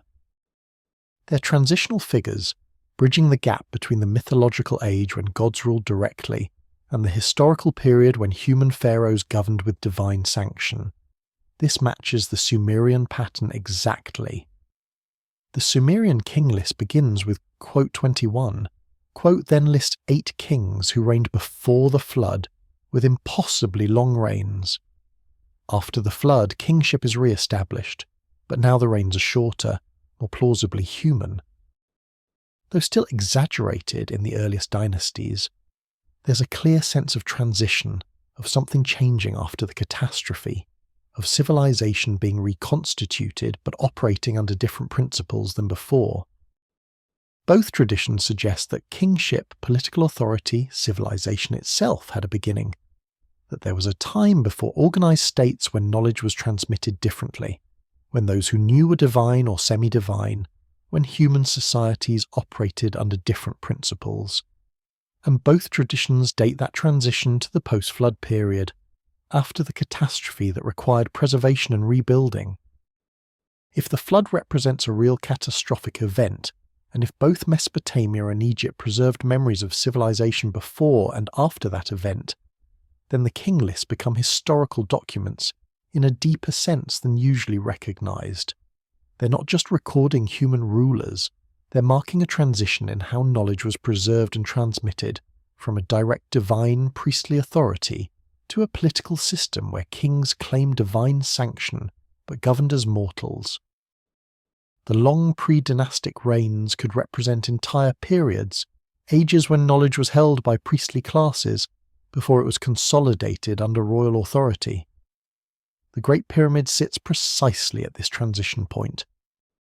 It's built by 4th dynasty pharaohs, historical figures whose reigns are documented, whose monuments survive, whose administrative records show them governing a complex state with bureaucratic institutions.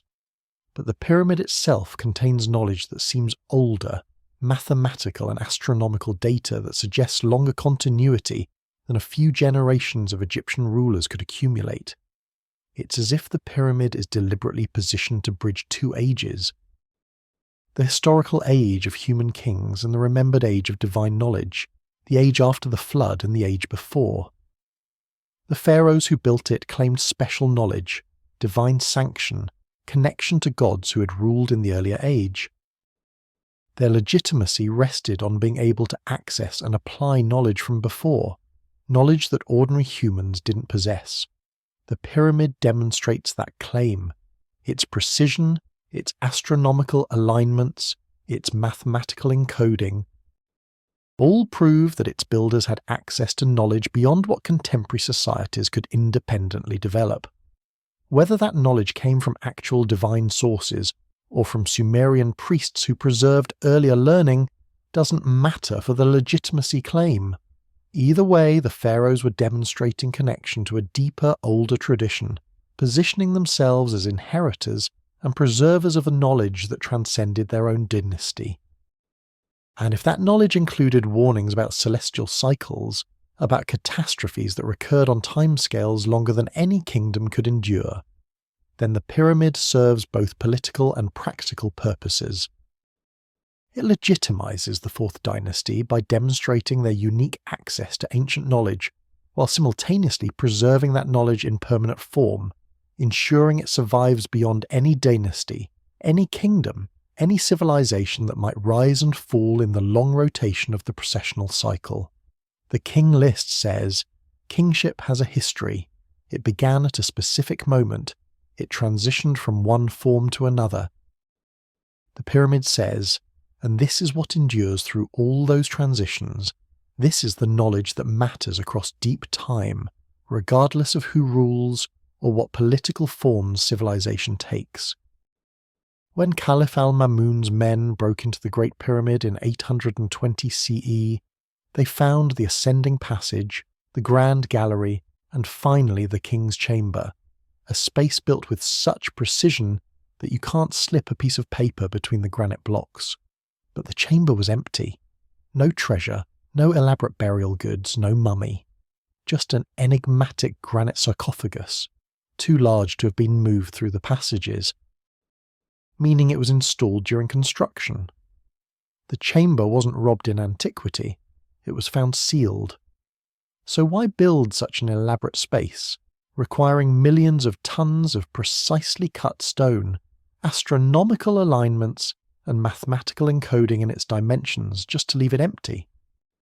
Unless it wasn't meant to hold a body, unless the chamber itself is the message, its proportions and alignments the data, its very existence a marker saying, "Measure me, understand me, and you'll find what we preserved."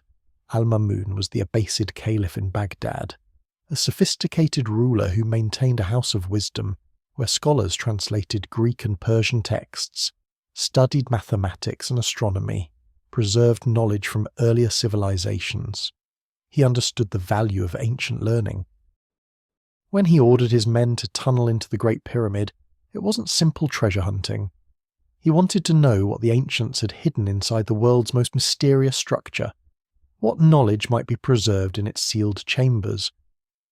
His engineers chose a point on the pyramid's north face, began hammering through the limestone with heated metal chisels, creating a tunnel that would become known as Al-Mamun's Passage. They worked for months, cutting through solid stone expecting to find treasure vaults, gold, jewels, the burial riches of a god king. Eventually they broke through into the descending passage, found the ascending passage blocked by granite plugs, and eventually forced their way past those barriers into the grand gallery and the chambers beyond. The king's chamber was magnificent in its austere precision. Walls of polished red granite, a ceiling composed of 9 massive granite beams weighing 70 tons each, corners that met at perfect right angles, surfaces so flat and true that modern stonemasons struggle to understand how they were achieved with Bronze Age tools, and in the centre, the granite sarcophagus, unadorned, lacking any inscription. Carved from a single block of the hardest stone the Egyptians could quarry, but empty. No lid, no mummy, no treasures, nothing but dust and silence. Al-Mamun's men searched everywhere. They examined the walls for hidden doors, tapped the floor for concealed chambers, measured and probed and found nothing beyond the chamber itself. The whole pyramid, they discovered, contained almost no internal space. The vast majority of its 6 million tons of stone was solid, with only narrow passages and a few rooms carved into that mass. And those rooms were empty, or contained only this enigmatic sarcophagus that had never held a body. Later explorers confirmed what Al-Mamun found. When European archaeologists began systematically studying the pyramid in the 19th century, they documented the chamber's emptiness, the lack of any evidence for burial, the absence of the elaborate funerary goods that characterized every other Egyptian royal tomb. Khufu's actual burial, if it existed, was never found. Some speculated it might be in an undiscovered chamber, still sealed somewhere in the pyramid's mass. But as the structure was measured more precisely, as every passage was mapped, as the muon scans revealed the internal voids, it became increasingly clear that the king's chamber was the primary room, the culmination of the internal architecture, the space everything else led to. The sarcophagus itself is revealing. It's carved from a single piece of Aswan granite, a stone so hard that cutting it requires abrasive sand and copper saws, weeks of grinding labour to create even simple shapes. Yet this sarcophagus has perfectly flat internal surfaces, corners that meet at precise right angles, walls of uniform thickness. The exterior dimensions relate to the chamber's dimensions through mathematical ratios. The volume of the sarcophagus, when calculated precisely, relates to the volume of the chamber through the same geometric constants that appear elsewhere in the pyramid's proportions, and it's too large. The ascending passage and the grand gallery, even at their widest points, are narrower than the sarcophagus's external dimensions. There's no physical way to move it through the passages. It must have been installed during construction, placed in the chamber before the roof was sealed, before the upper courses of stone were laid. This wasn't an afterthought. The sarcophagus was integral to the design, positioned precisely, its placement planned before the first stone was cut, But if it was never meant to hold a body, what was its purpose? The granite is significant. Granite, especially the red granite from Aswan, has unusual properties. It contains high percentages of quartz crystal, which makes it piezoelectric, capable of generating small electrical charges when subjected to pressure or vibration. The king's chamber is essentially a granite box inside a limestone mountain, insulated by millions of tons of stone, subjected to constant pressure from the weight above and around it. Some researchers have proposed that the chamber could resonate at specific frequencies, that its dimensions are tuned to acoustic properties, that the whole space might function as some kind of resonator or transducer. But there's a simpler explanation that requires no exotic physics. The chamber is a measurement standard. Its dimensions encode mathematical relationships. Its orientation preserves astronomical alignments. Its proportions contain the same ratios that appear in Sumerian astronomical calculations. The chamber is data, information preserved in the most permanent medium humans could create, shaped stone. You don't need to open it or enter it for it to serve its purpose. You just need to measure it accurately, calculate its proportions, recognize the mathematical constants embedded in its geometry. The chamber speaks through its dimensions, a text written in ratios and angles, readable by any civilization that develops sufficient precision in measurement and sufficient sophistication in mathematics. The Sumerians understood this principle.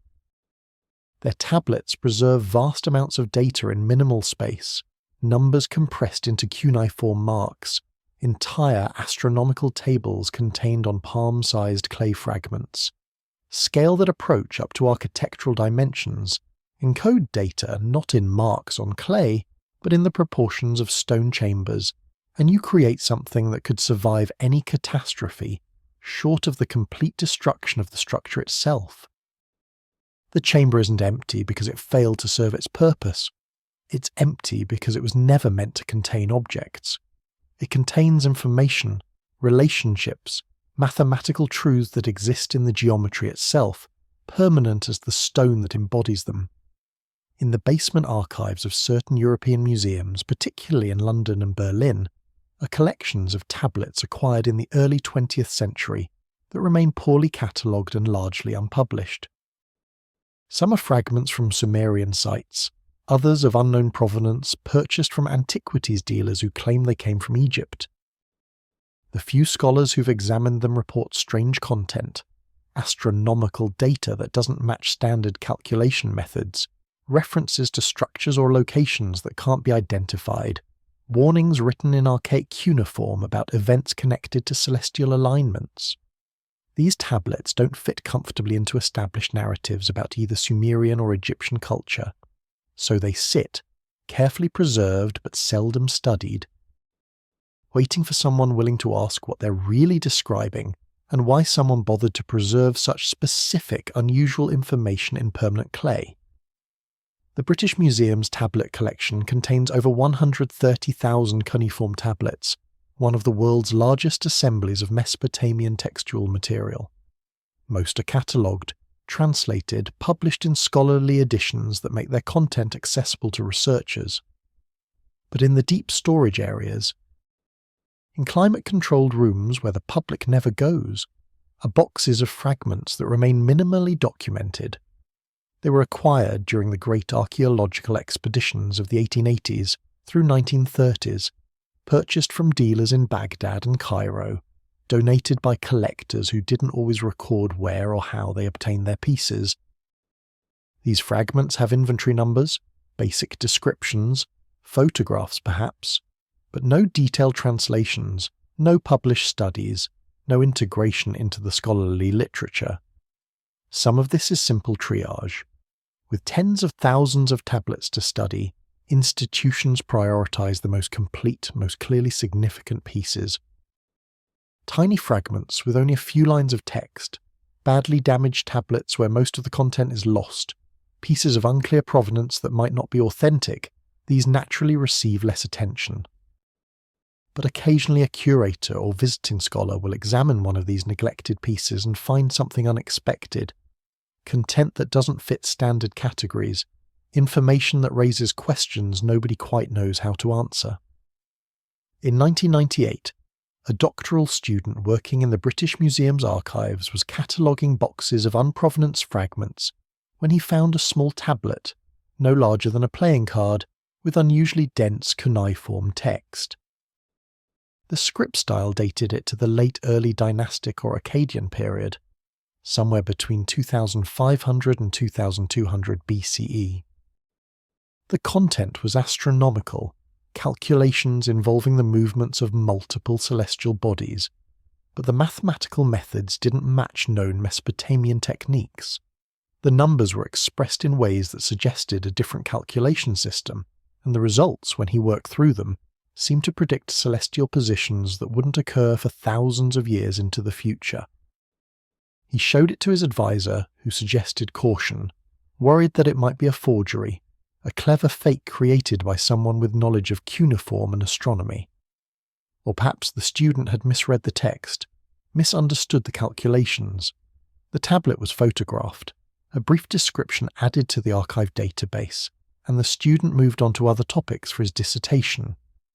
The tablet went back into storage, its strange content noted but unexplored. Similar stories emerged from other institutions. A tablet fragment in Berlin containing references to the return of waters and the sky's completion, phrases that don't match known Mesopotamian literature or historical texts. A piece in the Louvre describing measurements of a quote 24 quote in terms that suggest the Great Pyramid's dimensions, but written in Sumerian script, dated to the 3rd millennium BCE. A fragment in a private collection in Switzerland that apparently lists the positions of stars at multiple points across a precessional cycle, requiring calculations spanning thousands of years. The scholarly community doesn't quite know what to do with these pieces. They challenge chronologies, suggest connections that don't fit established historical models, contain information that ancient peoples supposedly couldn't have known. The easiest response is to question their authenticity, to assume they're forgeries or misattributed, to set them aside until better evidence emerges. But the tablets exist, their clay is ancient clay, their script is genuine ancient script, and their content, however puzzling, was written by someone pressed into wet clay and fired, preserved across millennia for some purpose we haven't yet understood. What if these are the remnants of the secret knowledge that temple archives preserved, the restricted texts that only initiated priests could access? The warnings and calculations that concerned events too distant or too disturbing for common knowledge. Most temple libraries were destroyed. Fire consumed the tablets at Nippur. Flood damaged the collections at Uran. Conquest and collapse scattered the archives of Babylon. But fragments survive. Pieces that ended up in odd places, that were carried off by looters, that sat in dealers' stockpiles for decades before being sold to museums or collectors. These fragments might be all that remains of knowledge that ancient priests considered too important to risk losing. And some of the fragments explicitly reference Egypt, mention structures that sound like pyramids, describe journeys westward to lands of stone and permanence. If Sumerian priests did travel to Egypt, if they did help encode their warnings into the Great Pyramid's design, they would have documented that journey, recorded what they taught and what they helped build. Those records would have been kept in temple archives, copied and recopied across generations, until eventually some copies were lost to time and disaster, leaving only fragments, pieces too damaged or too strange to fully understand. Waiting in museum storage for someone to recognize what they really represent. Popular alternative archaeology often proposes that the Great Pyramid was a power plant, a machine, an energy generator. The precision of construction, the internal chambers and shafts, the materials used, all cited as evidence. Most Egyptologists dismiss these theories entirely, and they're right to be skeptical of the specific technical claims. But these alternative researchers are noticing something real. The pyramid was engineered with a level of precision and complexity far beyond what was needed for a simple tomb. What if both sides are wrong? What if it's neither tomb nor machine, but archive? What if all that precision serves not to generate energy, but to encode information so precisely that the structure itself becomes a mathematical and astronomical text, readable by any sufficiently advanced civilization, including our own? The Sumerians were master information encoders, pressing vast databases onto thumbnail-sized tablets. What could they have helped the Egyptians encode into a mountain of stone? The power plant theories usually focus on the pyramid's internal features. The Grand Gallery with its corbelled ceiling, the King's Chamber with its granite construction, the shafts leading to the exterior, the strange sarcophagus, all interpreted as components of some kind of energy generation or transmission system. Christopher Dunn's book, Quota Year 25, proposes that the pyramid was a microwave energy generator, using the Earth's vibrations and the properties of granite to produce usable power. Other theories suggest it was a water pump, a hydrogen generator, an acoustic levitation device, or a transmission station for wireless energy. These theories are creative, but they suffer from fatal flaws. There's no evidence of the necessary infrastructure, no power distribution system, no signs of the energy being used for anything, no contemporary texts describing anything like power generation. The engineering is impressive, but it doesn't match what you would actually need for the proposed functions, and the theories require modern physics and engineering concepts that wouldn't be rediscovered until thousands of years after the pyramid was built. They're retrofitting modern ideas onto ancient structures, seeing machines because we live in a machine age. But the theorists are right about one thing. The pyramid is over-engineered for a tomb. The precision is extraordinary, far beyond what funerary architecture requires. The passages are aligned to fractions of a degree. The blocks fit with tolerances measured in fractions of an inch. The chambers embody complex mathematical relationships. This isn't the work of people who just wanted to build a big grave marker for their king. This is the work of people who needed to achieve specific dimensions, specific alignments, specific geometric relationships with precision that would endure across millennia. What if the precision serves information storage? What if the pyramid is essentially a three-dimensional database, encoding data in its proportions, its alignments, its mathematical relationships? This isn't a metaphor. It's a practical engineering approach to long-term data preservation. Digital storage degrades in decades, paper crumbles in centuries. Even clay tablets, despite their durability, are fragile and easily lost. But stone, carefully shaped and massively constructed, can preserve geometric relationships for geological ages, and geometric relationships can encode any information that can be expressed mathematically. The Sumerians were brilliant at information compression. Their astronomical tables fit vast amounts of data onto small tablets through clever use of mathematical patterns. They didn't write out every number, they recorded key values and the mathematical operations needed to generate the full data set. A small tablet could contain enough information to reconstruct centuries of astronomical observations if you understood the encoding system. Scale that approach to architecture, and you could embed enormous amounts of data in a single structure's proportions. Consider what you could encode in the pyramid's dimensions. The base perimeter to height ratio preserves pi. The slope angle relates to the golden ratio. The chamber dimensions embody relationships between Earth's size and celestial mechanics. The shaft angles preserve stellar alignments across precessional ages. The internal passages map astronomical cycles. The ratios between different features encode mathematical constants. Every measurable aspect of the structure carries information, layered encoding where multiple data sets are preserved in the same physical relationships. This makes the pyramid readable across cultural and linguistic barriers. You don't need to understand Egyptian hieroglyphs or Sumerian cuneiform. You just need mathematics, sufficiently precise measurement tools, and the realization that the structure is meant to be measured. Any civilization that develops astronomy and mathematics to a sufficient level will recognize that the proportions are non-random, will calculate the ratios, will discover the encoded constants. It's a universal language, written in geometry, comprehensible to any culture sophisticated enough to matter. And this explains the precision obsession better than any other theory. If you're building a tomb, small errors don't matter. If you're building a power plant, you design to the tolerances your technology requires. But if you're encoding information in geometric relationships, you need precision because the measurements are the message. Every fraction of a degree in alignment, every fraction of an inch in dimension, potentially changes the mathematical relationships you're preserving.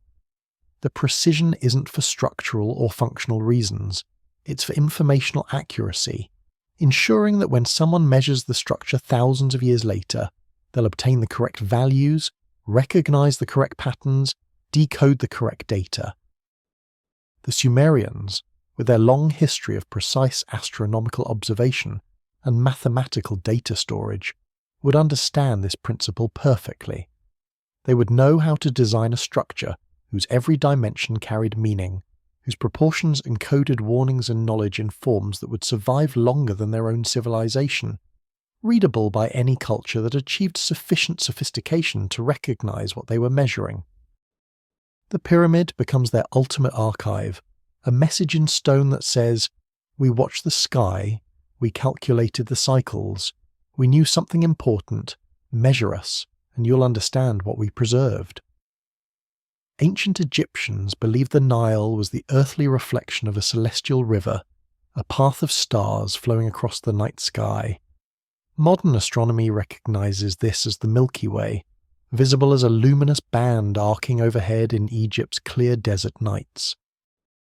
But Sumerian astronomical text also describes celestial rivers, tracking not just individual stars but the overall structure of the sky, mapping how it changes across centuries due to precession. What if the Great Pyramid's position on the west bank of the Nile, precisely where the river bends, was chosen to mirror a specific celestial configuration? What if its internal passages map not just stellar alignments, but entire celestial mechanics, encoding the relationship between earth and sky in stone? Both civilizations understood that as above, so below. The question is, what were they reflecting, and why? The ancient Egyptian concept of cosmic order, ma'at, included the idea that Earth mirrored heaven, that the visible world was a reflection of divine patterns visible in the sky. The Nile itself was sacred not just as a source of life, but as an earthly manifestation of celestial order. Its annual flood came with such regularity that the Egyptians based their calendar on it, linking terrestrial cycles to stellar movements, specifically the heliacal rising of Sirius. The river wasn't just water flowing north to the Mediterranean.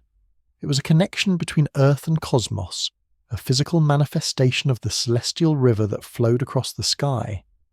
On clear nights far from modern lights, the Milky Way dominates the Egyptian sky. It arcs from horizon to horizon, a luminous river of stars brightest in the direction of the galactic centre, dimming as it stretches toward the galactic edges. To ancient observers without telescopes, without knowledge of galaxies and stellar distances, it appeared as a river in the heavens, flowing with the same grandeur as the Nile flowed through their land. They called it various names in different periods, sometimes associating it with a pathway of souls, the road the deceased travelled to reach the afterlife, the route the sun god took in his nightly journey through the underworld. The Sumerian text describes celestial rivers as well, not with poetic imagery, but with mathematical precision. They tracked how the visible band of the Milky Way shifts position throughout the year, how its orientation changes across precessional cycles, how its relationship to the horizon varies with latitude. They understood that the Milky Way wasn't just decoration, but the visible structure of something larger, a hap of the cosmos itself, revealing our position within a greater whole. Their tablets contain calculations relating the Milky Way's position to the movements of individual stars and planets, as if mapping coordinates within a larger celestial geography. The Great Pyramid sits on the west bank of the Nile, in a location where the river bends, creating a distinctive geographical configuration. The Giza plateau itself is positioned such that from certain vantage points, the three main pyramids can be seen aligned against the backdrop of the river, creating a visual relationship between the monuments and the water. This positioning isn't accidental. The entire Giza necropolis is carefully planned, with sight lines, orientations, and geometric relationships between structures that suggest deliberate design at a scale encompassing the entire plateau. Robert Bauval in the 1990s proposed what he called the Orion correlation theory, that the three pyramids of Giza are positioned to mirror the three belt stars of Orion, and that the Nile represents the Milky Way in this terrestrial map of the sky. The theory is controversial, with critics arguing that the correlation isn't as precise as Bauval claims, that the pyramids' positions are determined more by geological factors than by astronomical symbolism. But even skeptics acknowledge that the Egyptians deliberately incorporated celestial symbolism into their sacred architecture, that the relationship between monuments and stars mattered to them, that they thought in terms of earthly reflections of cosmic patterns. The pyramid's internal architecture extends this principle. The passages and chambers don't just point at individual stars, they embody relationships, angular measurements, geometric configurations that mirror celestial mechanics. The descending passage aims at the pole, tracking the axis around which the sky rotates. The ascending passage leads upward at an angle that relates to the pyramid's latitude and the elevation of key stars. The grand gallery's height and length create proportions that appear in astronomical calculations. The shafts from the king's chamber target specific stars, but their angles also encode mathematical relationships that describe orbital mechanics, the way celestial bodies move relative to Earth and to each other. If you overlay a map of the pyramid's internal passages onto a celestial coordinate system, patterns emerge. The passages trace paths similar to ecliptic angles, the plane along which planets orbit. The chambers mark positions similar to solstice and equinox points, locations of maximum angular displacement. The whole structure becomes a three-dimensional celestial map, encoding not just where stars are at specific moments, but how the entire system operates, the mechanics of Earth's relationship to the broader cosmos. The Sumerians had developed this kind of thinking. Their astronomical texts don't just list star positions. They describe relationships, calculating how different celestial objects move relative to each other, understanding that the sky is a dynamic system following mathematical laws. If they advised the Egyptians on the pyramid's design, they would have brought this systematic approach, helping to create a structure that encoded not just symbolic star alignments, but actual celestial mechanics, a stone computer preserving the mathematics of cosmic motion, as above, so below. The principle meant more than poetic correspondence. It meant that by understanding Earth's geometry, you could deduce cosmic geometry. By measuring the pyramid, you could learn about the heavens. The structure stands at the intersection of terrestrial and celestial, positioned on a river that mirrors the Milky Way, aligned to stars that mark cosmic coordinates, proportioned to embody the mathematics that govern both earthly and heavenly motion. It's a node, a connection point, a place where the relationship between Earth and cosmos is made explicit, preserved in stone for anyone who learns to read the language of geometric relationships and stellar alignments. In 1984 and again in the early 2000s, researchers obtained permission to carbon date organic material from the Great Pyramid's mortar. The results were troubling. Some samples dated several centuries older than the orthodox chronology suggests. The usual explanation is old wood problem, that the Egyptians might have burned ancient wood for the mortar fires. But what if the pyramid incorporates older material, not accidentally, but deliberately? What if its core contains repurposed stone from earlier structures, or its foundation sits on construction that predates the 4th dynasty? Sumerian ziggurats were routinely built on top of earlier sacred structures, each civilization adding its layer. What if the Great Pyramid follows the same principle, and what we think of as Khufu's monument is actually the final form of something that began much earlier, perhaps when Sumerian influence in Egypt was strongest? The carbon dating project was ambitious, the first time modern radiometric techniques were applied systematically to the Great Pyramid. Researchers collected samples of organic material, mainly charcoal and plant fibres, from the mortar between the limestone blocks. Mortar in ancient Egyptian construction was primarily gypsum plaster mixed with organic materials, and the carbon in those organic materials could be dated to determine when they were last alive, when the wood was burned or the plants were harvested. This should provide a construction date, or at least a date close to when the pyramid was built. The results were immediately puzzling.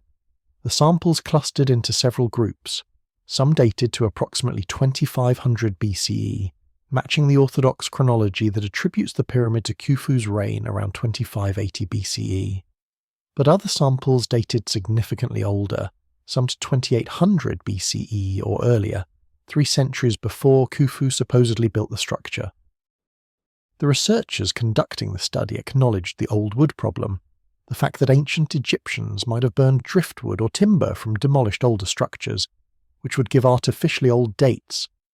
But the pattern was strange. The older dates weren't random outliers. They came from specific areas of the pyramid, particularly from the lower courses and the core masonry. The obvious interpretation is that different parts of the pyramid were built at different times, or that the pyramid incorporated material from earlier construction. The core masonry, the roughly cut limestone blocks that form the pyramid's internal mass, might include stones quarried and shaped for earlier structures, then repurposed when the Great Pyramid was built. The foundation platform, the levelled bedrock surface on which the pyramid sits, might contain construction from an earlier period. Remnants of whatever stood on the Giza plateau before the 4th dynasty turned it into a necropolis. This pattern appears in Mesopotamian sacred architecture. Ziggurats were rarely built from scratch on virgin ground. Typically, a new ziggurat was constructed on the ruins of an earlier temple, incorporating older foundations, building literally on top of what came before. The practice served both practical and religious purposes. Practically, the older foundations provided a stable platform and saved labour. Religiously, it maintained continuity, ensuring that the new temple occupied the same sacred ground as its predecessors, that divine presence was continuous, even as structures were rebuilt and enlarged. If Egyptian temple architecture followed similar principles, the Great Pyramid might be the final, grandest iteration of construction that began much earlier. Perhaps a smaller structure stood on the Giza plateau in the late pre-dynastic or early dynastic period, marking the site as sacred, establishing the geometric relationships to the Nile and the cardinal directions. Then, as Egyptian capabilities grew, as 4th dynasty pharaohs commanded resources and labour on unprecedented scale, they built on top of that earlier marker, incorporating it into a vastly larger structure, maintaining the sacred positioning while creating something permanent enough to survive across geological ages. This would explain several anomalies beyond the carbon dating. The Giza plateau shows evidence of sophisticated surveying and levelling that seems to predate the pyramids themselves. The bedrock is cut to create a precise horizontal platform, an engineering achievement requiring sophisticated instruments and significant labour. Why level such a large area unless you're planning construction beyond a single monument? The whole plateau feels like it was conceived as a complex, with the 3 main pyramids positioned according to some overall plan, plus the Sphinx, plus subsidiary pyramids and temples and causeways, all relating to each other geometrically. That kind of master planning suggests a longer timescale than a single pharaoh's reign. It suggests that the Giza plateau was developed across multiple generations, perhaps even multiple dynasties, with each ruler adding to a plan that was already established, already sacred, already aligned to celestial and geographical coordinates that mattered for reasons beyond individual royal ambition. The Great Pyramid becomes the culmination of this long process, the final and most perfect expression of knowledge that had been accumulating for centuries, encoded by 4th dynasty architects who understood they were completing something their predecessors had begun. And if Sumerian influence in Egypt was strongest in the pre-dynastic and early dynastic periods, when trade routes were first being established, when astronomical knowledge was first being shared, then the oldest construction on the Giza plateau might date to exactly that period of contact. The foundation might literally incorporate Sumerian engineering principles, geometric planning informed by Mesopotamian mathematics, astronomical alignments calculated using techniques developed in Uruk and Ur. Then, centuries later, Egyptian pharaohs built upon that foundation, creating the monument we see today, maintaining and perfecting the alignments and proportions that earlier builders had established, ensuring that the warning, the knowledge, the mathematically encoded data remained intact and readable, preserved in the most permanent structure human civilization could conceive. In the 1990s, ground-penetrating radar and seismic surveys around the Sphinx revealed rectangular cavities beneath and around the monument, chambers that don't appear in any historical record. Egyptian authorities approved limited exploratory drilling in 1998, reaching one cavity that contained nothing but sand and water. The project was then suspended indefinitely, but the surveys clearly show multiple spaces, possibly connected, extending beneath the Sphinx's pores and toward the Great Pyramid itself. Ancient legends, recorded by Greek and Roman historians, speak of underground passages connecting the Sphinx to the pyramids, housing libraries of pre-flood knowledge. Sumerian texts describe similar underground repositories, sacred spaces where the most precious knowledge was stored to survive catastrophe. What if these chambers really exist? And what if they contain not Egyptian records but something older? Tablets, perhaps, pressed in cuneiform, carried west by priests who knew the importance of redundancy and preservation. The surveys were conducted by researchers from multiple institutions, using different technologies to cross-verify their results. Ground-penetrating radar sends electromagnetic pulses into the Earth, measuring how those pulses reflect off different materials, revealing density variations that indicate voids, chambers, buried structures. Seismic surveying uses similar principles but with sound waves, creating a complementary data set. When both methods indicate the same anomalies, confidence increases that something real exists beneath the surface. The data showed clear rectangular anomalies beneath the Sphinx, spaces that didn't match natural geological formations. Natural cavities in limestone tend to be irregular, following dissolution patterns where groundwater has eroded the rock. But these cavities showed straight edges, regular dimensions, characteristics of human construction. They were positioned symmetrically beneath and around the monument, as if deliberately placed during or before the Sphinx's carving. And they extended outward, seeming to connect in a network that ran beneath the Sphinx temple, and possibly toward the pyramids themselves. Egyptian authorities were cautious about these findings. The Sphinx is the world's most famous sculpture, a symbol of Egyptian civilization recognized globally. Any invasive exploration carries risks of damage, and the political sensitivity of archaeological work in Egypt meant that decisions required approval at the highest levels. But the potential significance of hidden chambers was too important to ignore entirely. In 1998, permission was granted for limited exploratory drilling. A narrow borehole drilled down to reach one of the indicated cavities. The drill reached the cavity at a depth of about 30 feet beneath the Sphinx's pores. A fibre optic camera was lowered into the hole, transmitting grainy images back to the surface. The chamber was there, exactly where the surveys indicated, with walls that appeared to be worked stone, not natural formation. But it was filled with sand and groundwater, sediment that had infiltrated over millennia through cracks and porous rock. The camera couldn't determine how large the chamber was or whether it connected to other spaces. Visibility was minimal in the murky water. The exploration answered one question, confirming that chambers existed, but raised countless others about their extent, their purpose, their contents. and then the project stopped.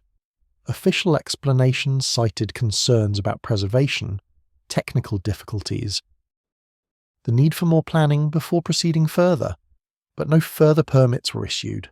The chambers remain unexplored, mapped by radar and seismic surveys but never entered, never examined in detail, their contents unknown. The borehole was sealed, the Sphinx plateau returned to its normal state of tourist accessibility, and the mystery of the underground chambers joined the long list of Giza enigmas that remain tantalizingly unresolved. But the ancient texts remember. Herodotus, the Greek historian who visited Egypt in the 5th century BCE, recorded traditions of underground chambers beneath the Giza plateau, repositories where sacred knowledge was preserved. He described them as labyrinths, networks of passages housing archives of pre-dynastic wisdom. Pliny the Elder mentioned similar traditions, speaking of sealed vaults where the secrets of the ancients were stored against future times of darkness. These accounts were usually dismissed as legend. Misunderstandings of above-ground temples or confusion with actual underground tombs elsewhere in Egypt. But what if the legends preserved genuine memory? What if the underground chambers really do exist? Network of spaces carved or constructed beneath a plateau, designed to preserve knowledge in multiple locations, ensuring redundancy in case surface structures failed. The Sumerian approach to important information was exactly this kind of redundancy. Multiple copies of crucial tablets stored in different temples, buried in different foundations, distributed across different cities so that no single catastrophe could destroy all evidence. If Sumerian priests came to Egypt carrying astronomical warnings, carrying calculations of dangerous celestial cycles, they would insist on this kind of redundancy. The Great Pyramid would be the primary archive, encoding data in its geometry, preserving warnings in its alignments. But chambers beneath the Sphinx, sealed repositories carved into bedrock, could hold backup copies, explicit tablets explaining what the pyramid's mathematics meant, providing the key to decode the monument's geometric language. Multiple storage locations, multiple media, ensuring that if one archive was lost or misunderstood, others might survive. The water in the chambers is both a curse and a blessing. It complicates exploration, makes simple camera work insufficient, requires sophisticated underwater archaeological techniques. But water also preserves. Clay tablets, if sealed in containers, can survive underwater for millennia. The lack of oxygen prevents decay. The constant temperature protects against thermal stress. If tablets were stored in the chambers during the Old Kingdom, sealed in clay jars or stone containers, they might emerge in nearly perfect condition. Their cuneiform marks as readable as the day they were pressed. The radar surveys suggest the chambers aren't isolated spaces but part of a larger complex, possibly connecting different areas of the Giza plateau underground. Ancient construction techniques could have created these passages, cutting through limestone, shoring up walls and ceilings with dressed stone, creating networks that would be invisible from the surface. The chambers could be extensive, could house not just tablets but entire libraries, archives containing thousands of years of astronomical observations, mathematical calculations, warnings about what returns when certain celestial configurations recur. But they remain sealed, protected by Egyptian bureaucracy and the practical difficulties of urban archaeology. The modern structures around the Giza plateau, the roads and buildings and tourist facilities, make large-scale excavation nearly impossible without disrupting infrastructure and displacing people. So the chambers wait, mapped but unexplored, filled with sand and water and possibly with the most important archaeological discovery never made, tablets that could transform our understanding of ancient civilization, of Sumerian Egyptian connections, of what our ancestors knew about celestial cycles, and what they were trying desperately to preserve. The 4 shafts leading from the king's and queen's chambers have been measured, surveyed, and debated for decades. They're not ventilation, as early Egyptologists assumed. They're too narrow and don't reach the exterior. They're not simple stellar alignments either. at least not in the obvious sense. Engineer Robert Bauval demonstrated that the southern shafts align with Orion and Sirius as they appeared around 2500 BCE, but the precision is even stranger than that. The angles encode specific mathematical relationships, and when you calculate the stars' positions at different epochs, using precession formulas the Sumerians had already developed, you find that multiple alignments occur across the full precessional cycle. It's as if the shafts are designed to remain meaningful across 26,000 years, pointing to the same stars at different points in their long cosmic rotation. That's not architecture for a single pharaoh's ego. That's an archive meant to be read across deep time. The shafts are strange features architecturally speaking. They're roughly 8 inches square, cut through hundreds of feet of solid limestone with precision that requires careful planning and sophisticated construction techniques. They don't provide ventilation because they don't all reach the exterior. Some terminate in the pyramid's mass or behind facing stones. They're too narrow for human passage, too precisely aligned to be structural features or water drainage. Their function isn't obvious, which is why early explorers struggled to explain them, eventually defaulting to quote 28 despite the lack of practical ventilation function. Modern surveying has measured their angles with extraordinary precision. The southern shaft from the King's Chamber climbs at approximately 45 degrees, targeting the belt stars of Orion, as they appeared at their culmination around 2500 BCE. The northern shaft from the King's Chamber angles at roughly 32 degrees, targeting Thuban in Draco, the pole star of that era. The southern shaft from the Queen's Chamber aims at Sirius, and the northern shaft from the Queen's Chamber targets what some researchers identify as Beta Ursa Minor, another star near the celestial pole, but Bauval's insight went deeper than simple alignments. He calculated not just where these stars were in 2500 BCE, but where they had been in earlier epochs, and where they would be in future epochs, using the precessional formulas that track how stellar positions drift across the 25,800-year cycle.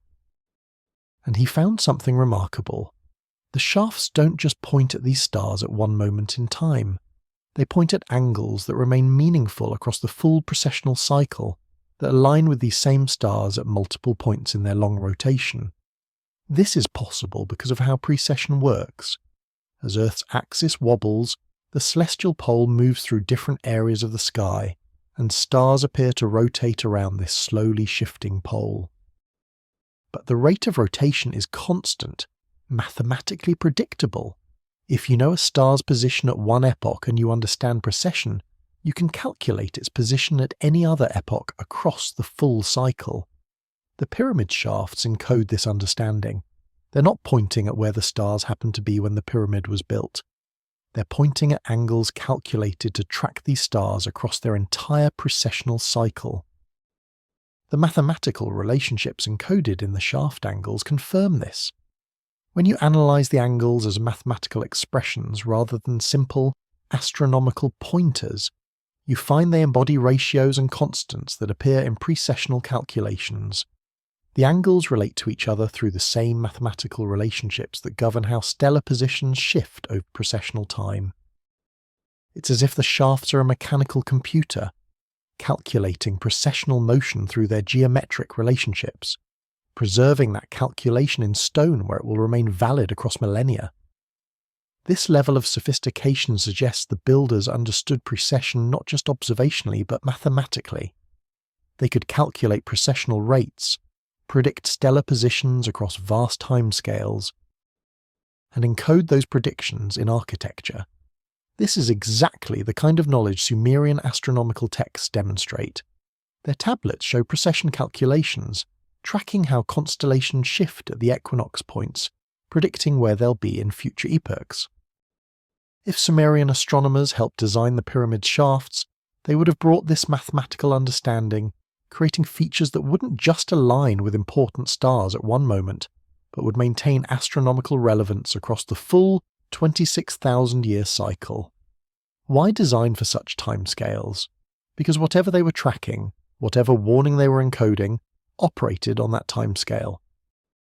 The full precessional cycle represents a complete rotation of Earth's axis, a return to starting conditions, the sky coming back to the same configuration it held at the cycle's beginning. If catastrophic events are somehow linked to specific precessional positions, if certain celestial configurations correlate with geological or climatic upheaval, then tracking the full cycle becomes essential. You need to know not just where the sky is now, but where it's going, when it will return to dangerous configurations, when the conditions that caused previous catastrophes will recur. The shafts become temporal markers, counting down the precessional cycle like hands on a cosmic clock. They point at specific stars not for religious symbolism but for calendrical precision, marking our position in the long rotation, allowing any sufficiently advanced civilization to calculate how far through the cycle we are, how long until it completes, how much time remains before the warning becomes urgent. Measure the shafts, calculate the stellar positions they encode, compare to current stellar positions, and you can determine Earth's precessional age with precision, can know where we are in the 26,000-year cycle, can predict when the ancient conditions will return. Modern Cairo sprawls across the ancient Egyptian capital of Memphis and its associated necropolis. Beneath the urban sprawl, countless archaeological sites remain unexplored, too built over to excavate. In the 1920s and 30s, before development accelerated, scattered excavations in the Memphis area turned up unusual finds. Clay tablets with cuneiform script, small statuettes of distinctly Mesopotamian style, cylinder seals that had no business being in Egypt. Most of these were sold to private collectors and disappeared into the antiquities market. But they suggest that somewhere under Cairo, possibly even under the Giza plateau's modern structures, there may be deposits of tablets, archives perhaps, that document the Sumerian-Egyptian connection more directly than anything we've found so far. Archaeological politics and the practical difficulties of urban excavation make systematic exploration nearly impossible. So the evidence waits, buried under cities and centuries, patient as the desert. Cairo's built on history, layers upon layers of human occupation stretching back millennia. The medieval Islamic city sits on top of Roman and Byzantine remains, which sit on top of Ptolemaic structures, which sit on top of New Kingdom settlements, which sit on top of Old Kingdom necropolises. Every construction project that digs deep encounters archaeology, pottery shards, building foundations, tombs, artifacts spanning thousands of years. Most of these discoveries are never formally documented. Construction workers find ancient walls, work around them or demolish them, and continue building. The pace of modern development doesn't allow for systematic archaeological excavation of everything that's uncovered. In the early 20th century, before Cairo expanded to its current size, archaeologists could still work in areas that are now completely urbanized. They excavated workers' villages, subsidiary cemeteries, temple ruins, storage facilities associated with the great necropolises. These excavations were often rushed, poorly documented by modern standards, conducted with more interest in finding museum-quality artifacts than in systematic recording of contexts. But they turned up unexpected things, anomalies that didn't fit standard Egyptian material culture. A German archaeological team working near Saqqara in 1923 found a small deposit of clay tablets in what appeared to be a sealed storage jar buried beneath a later structure. The tablets were fragmentary, badly damaged by moisture, but clearly cuneiform, clearly Mesopotamian in origin. They were photographed, given inventory numbers in the expedition records, and then most were sold to a private collector in Berlin, whose collection was later dispersed during World War II. The photographs survive in archaeological archives, showing enough of the script to confirm its genuine Sumerian or Akkadian writing, but the actual tablet's current location is unknown.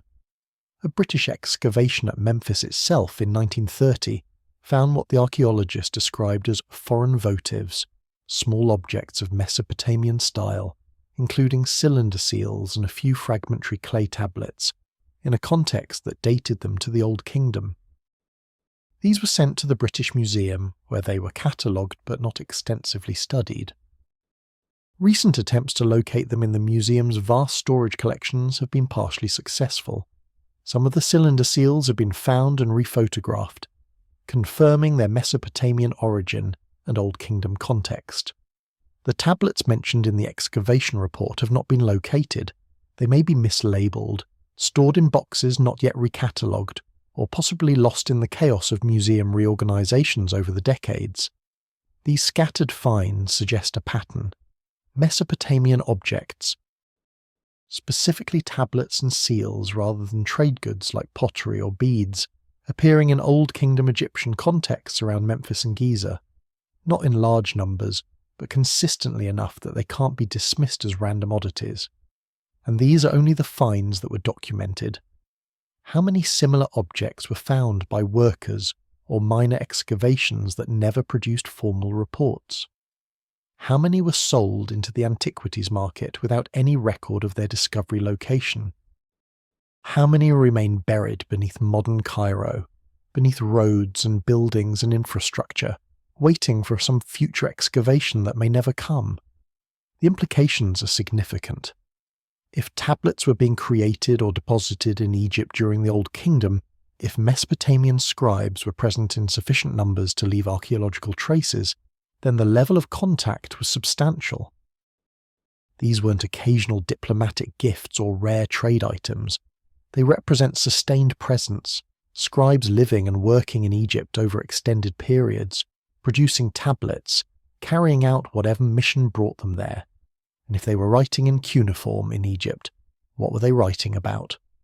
The few fragments that have been studied contain astronomical content, mathematical calculations, the kind of technical information that Mesopotamian priests recorded for practical use. These aren't diplomatic letters or trade accounts. They're working documents, the kind of tablets scholars would create and use when conducting observations, making calculations, documenting data for future reference. If Sumerian astronomers were in Egypt helping to design and construct monuments aligned to celestial coordinates, they would have created exactly this kind of documentary record. Tablets calculating stellar positions, recording alignments, documenting the mathematical relationships they were encoding in stone. And these documented finds are almost certainly a tiny fraction of what exists. For every tablet that was found, photographed and catalogued, dozens or hundreds might have been found and discarded, not recognized as significant, destroyed by construction, or simply never found at all. The areas beneath modern Cairo represent thousands of years of occupation. Countless buildings and storage facilities and workshops where scribes might have worked, where tablets might have been deposited. Systematic excavation is impossible under existing urban conditions. The evidence waits beneath concrete and asphalt, beneath buildings that house millions of people, accessible only if future technology develops non-invasive archaeology capable of imaging and analysing buried materials without excavation.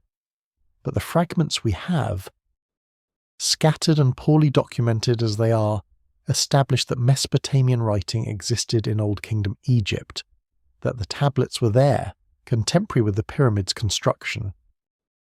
The full archive, the complete documentary record of Sumerian-Egyptian contact, of astronomical calculations, of warnings encoded in tablets and stone, might still exist beneath the desert and beneath the city, waiting for someone with the resources and permission and technology to find it and read what our ancestors were so desperately trying to preserve.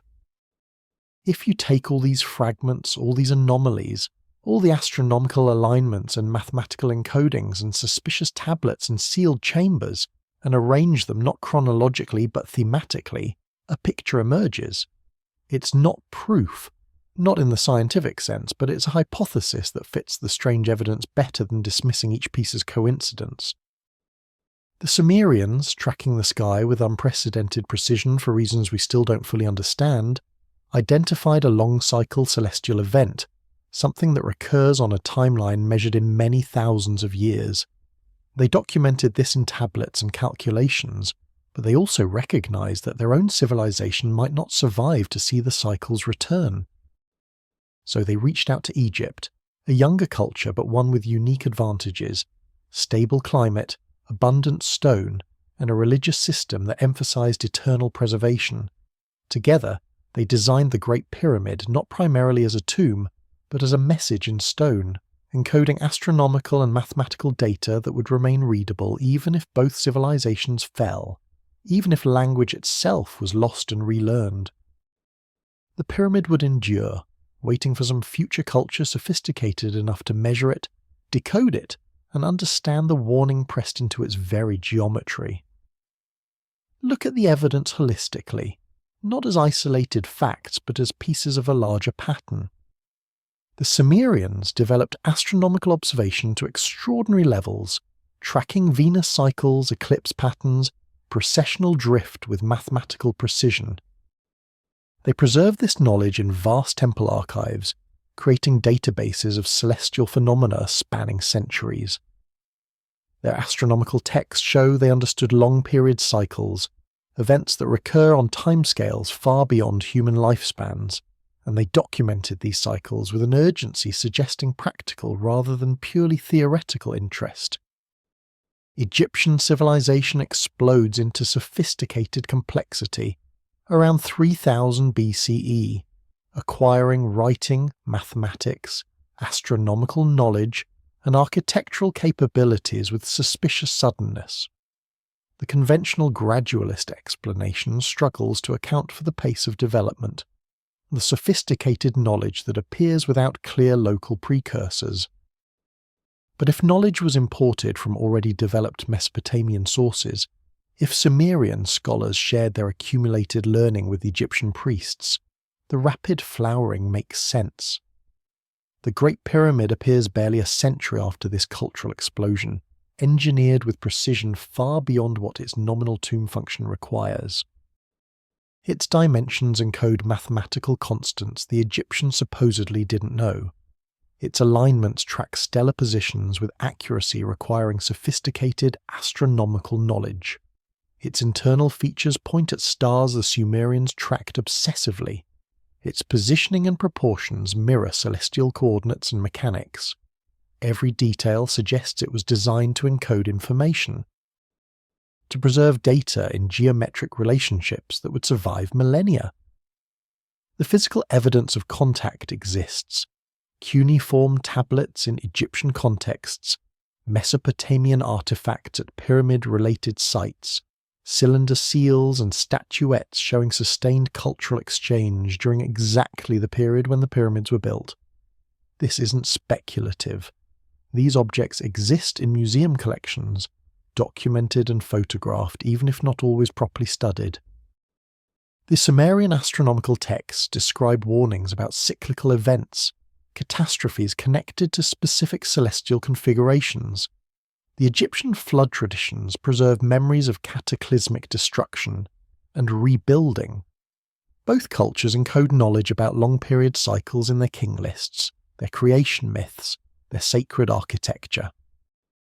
The parallels aren't vague similarities but specific shared concerns about preserving knowledge across catastrophic cycles.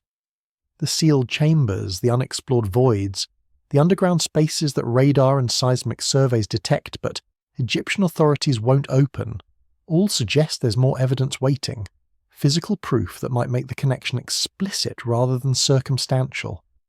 Ancient legends describe libraries of pre-flood knowledge, archives hidden beneath the monuments. What if those legends are accurate? What if the evidence exists but remains sealed because we're not ready or not willing to acknowledge what it means? Synthesize all of this, and a narrative emerges. Ancient astronomers working in Mesopotamia 5,000 years ago identified a celestial cycle linked to catastrophic events. They couldn't stop the cycle, couldn't prevent the catastrophe when it recurred, but they could warn future civilizations, could preserve the knowledge needed to recognize when the dangerous configuration was returning, could give our descendants time to prepare. They documented this in tablets, distributed across temple libraries for redundancy. But they also recognized that clay, however durable, was ultimately fragile, that civilizations fall, that libraries burn. So they reached out to Egypt, a culture with unique advantages for permanent preservation. Together they designed the ultimate archive, a structure so massive it would survive almost anything, positioned with geographic and astronomical precision, proportioned to encode mathematical and astronomical data in its very geometry. They made it obvious, impossible to ignore, dominating the landscape so that any civilization sophisticated enough to matter would study it, measure it, attempt to understand its purpose. And they encoded their warning in a universal language of mathematics and geometry, readable by any culture that developed sufficient astronomy and engineering to recognize what they were measuring. The Great Pyramid isn't hiding its message, it's shouting it, demanding to be measured, analysed, understood. Every dimension carries data, every alignment tracks cosmic cycles, every chamber preserves relationships.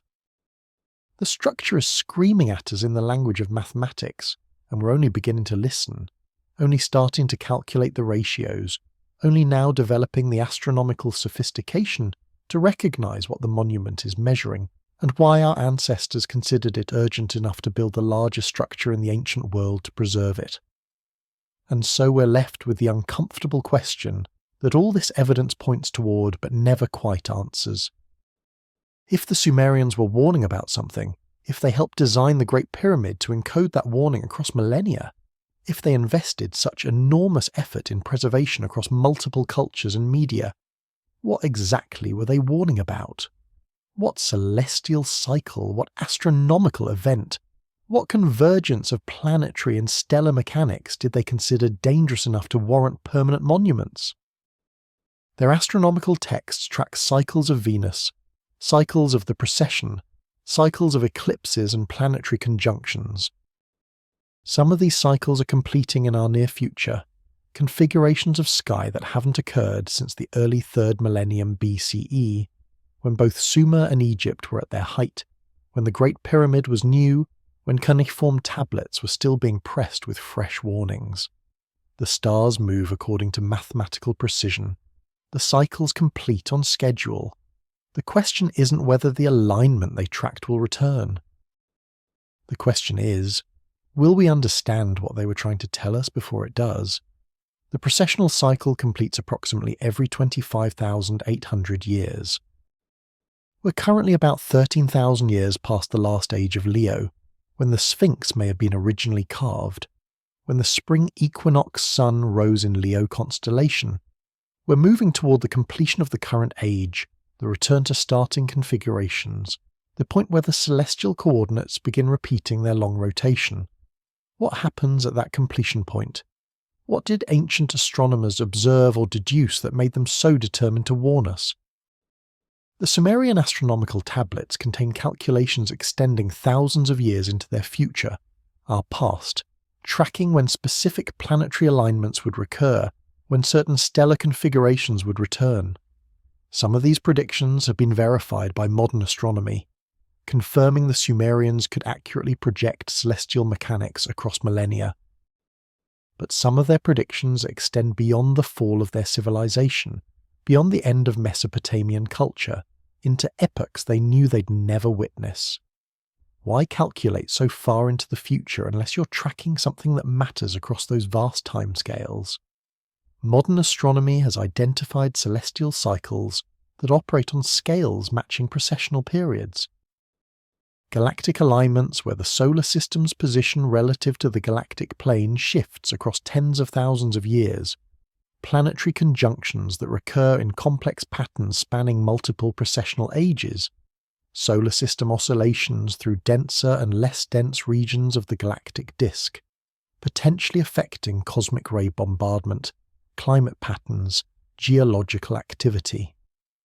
These cycles are real, they're measurable, and they operate on exactly the timescales the ancient astronomers were tracking.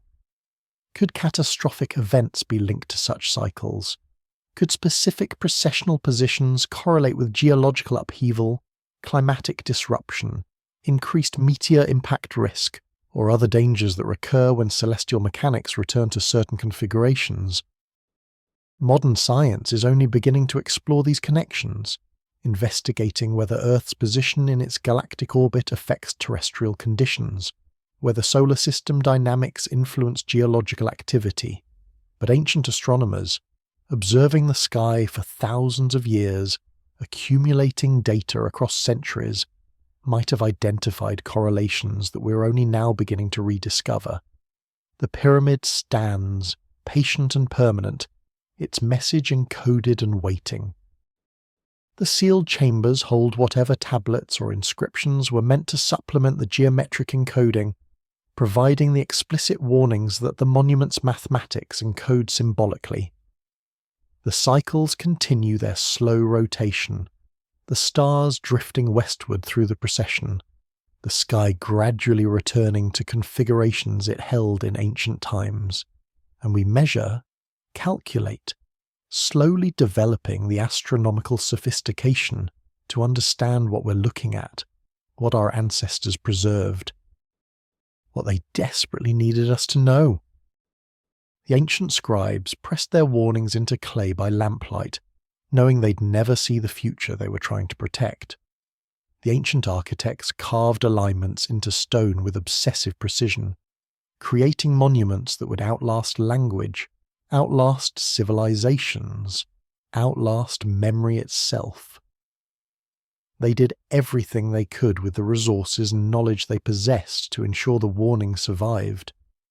Now it's our responsibility to measure accurately, calculate precisely, recognize the patterns they preserved, and understand what returns when the cycles they tracked so obsessively complete their long rotation and the sky comes back to configurations that frightened our ancestors enough to build mountains of stone to warn us about what's coming.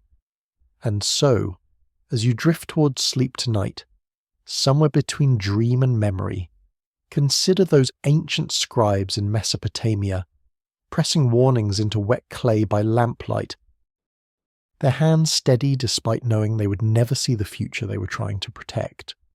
Consider the Egyptian architects measuring stone with obsessive precision, aligning chambers to stars that would drift across millennia, encoding data that would outlast their names, their civilization, even the memory that they had walked beneath the same stars you see tonight.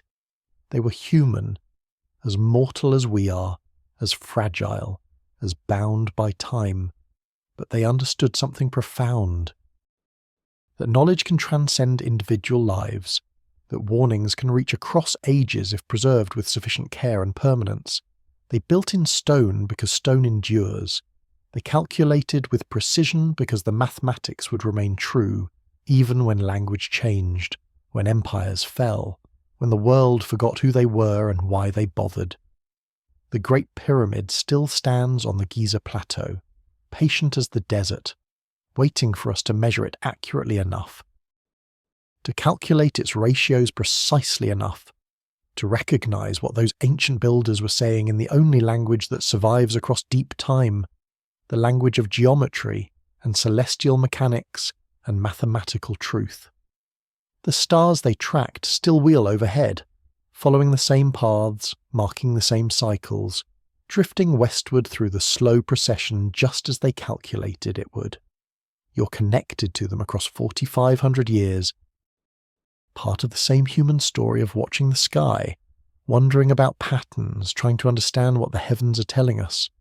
They looked up at the same constellations, calculated by the same mathematics, worried about the same cycles, and they cared enough about people they would never meet, about futures they could only imagine, to invest everything they had in preserving a warning. So let yourself drift now, into the same darkness those ancient astronomers watched, under the same stars they tracked with such intensity, such hope, that someone someday would understand. Rest.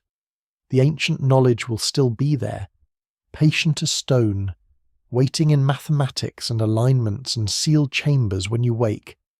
The cycles turn slowly. There's time. For now, just rest. Let the ancient world hold you, across all that distance, across all that time. Sleep now,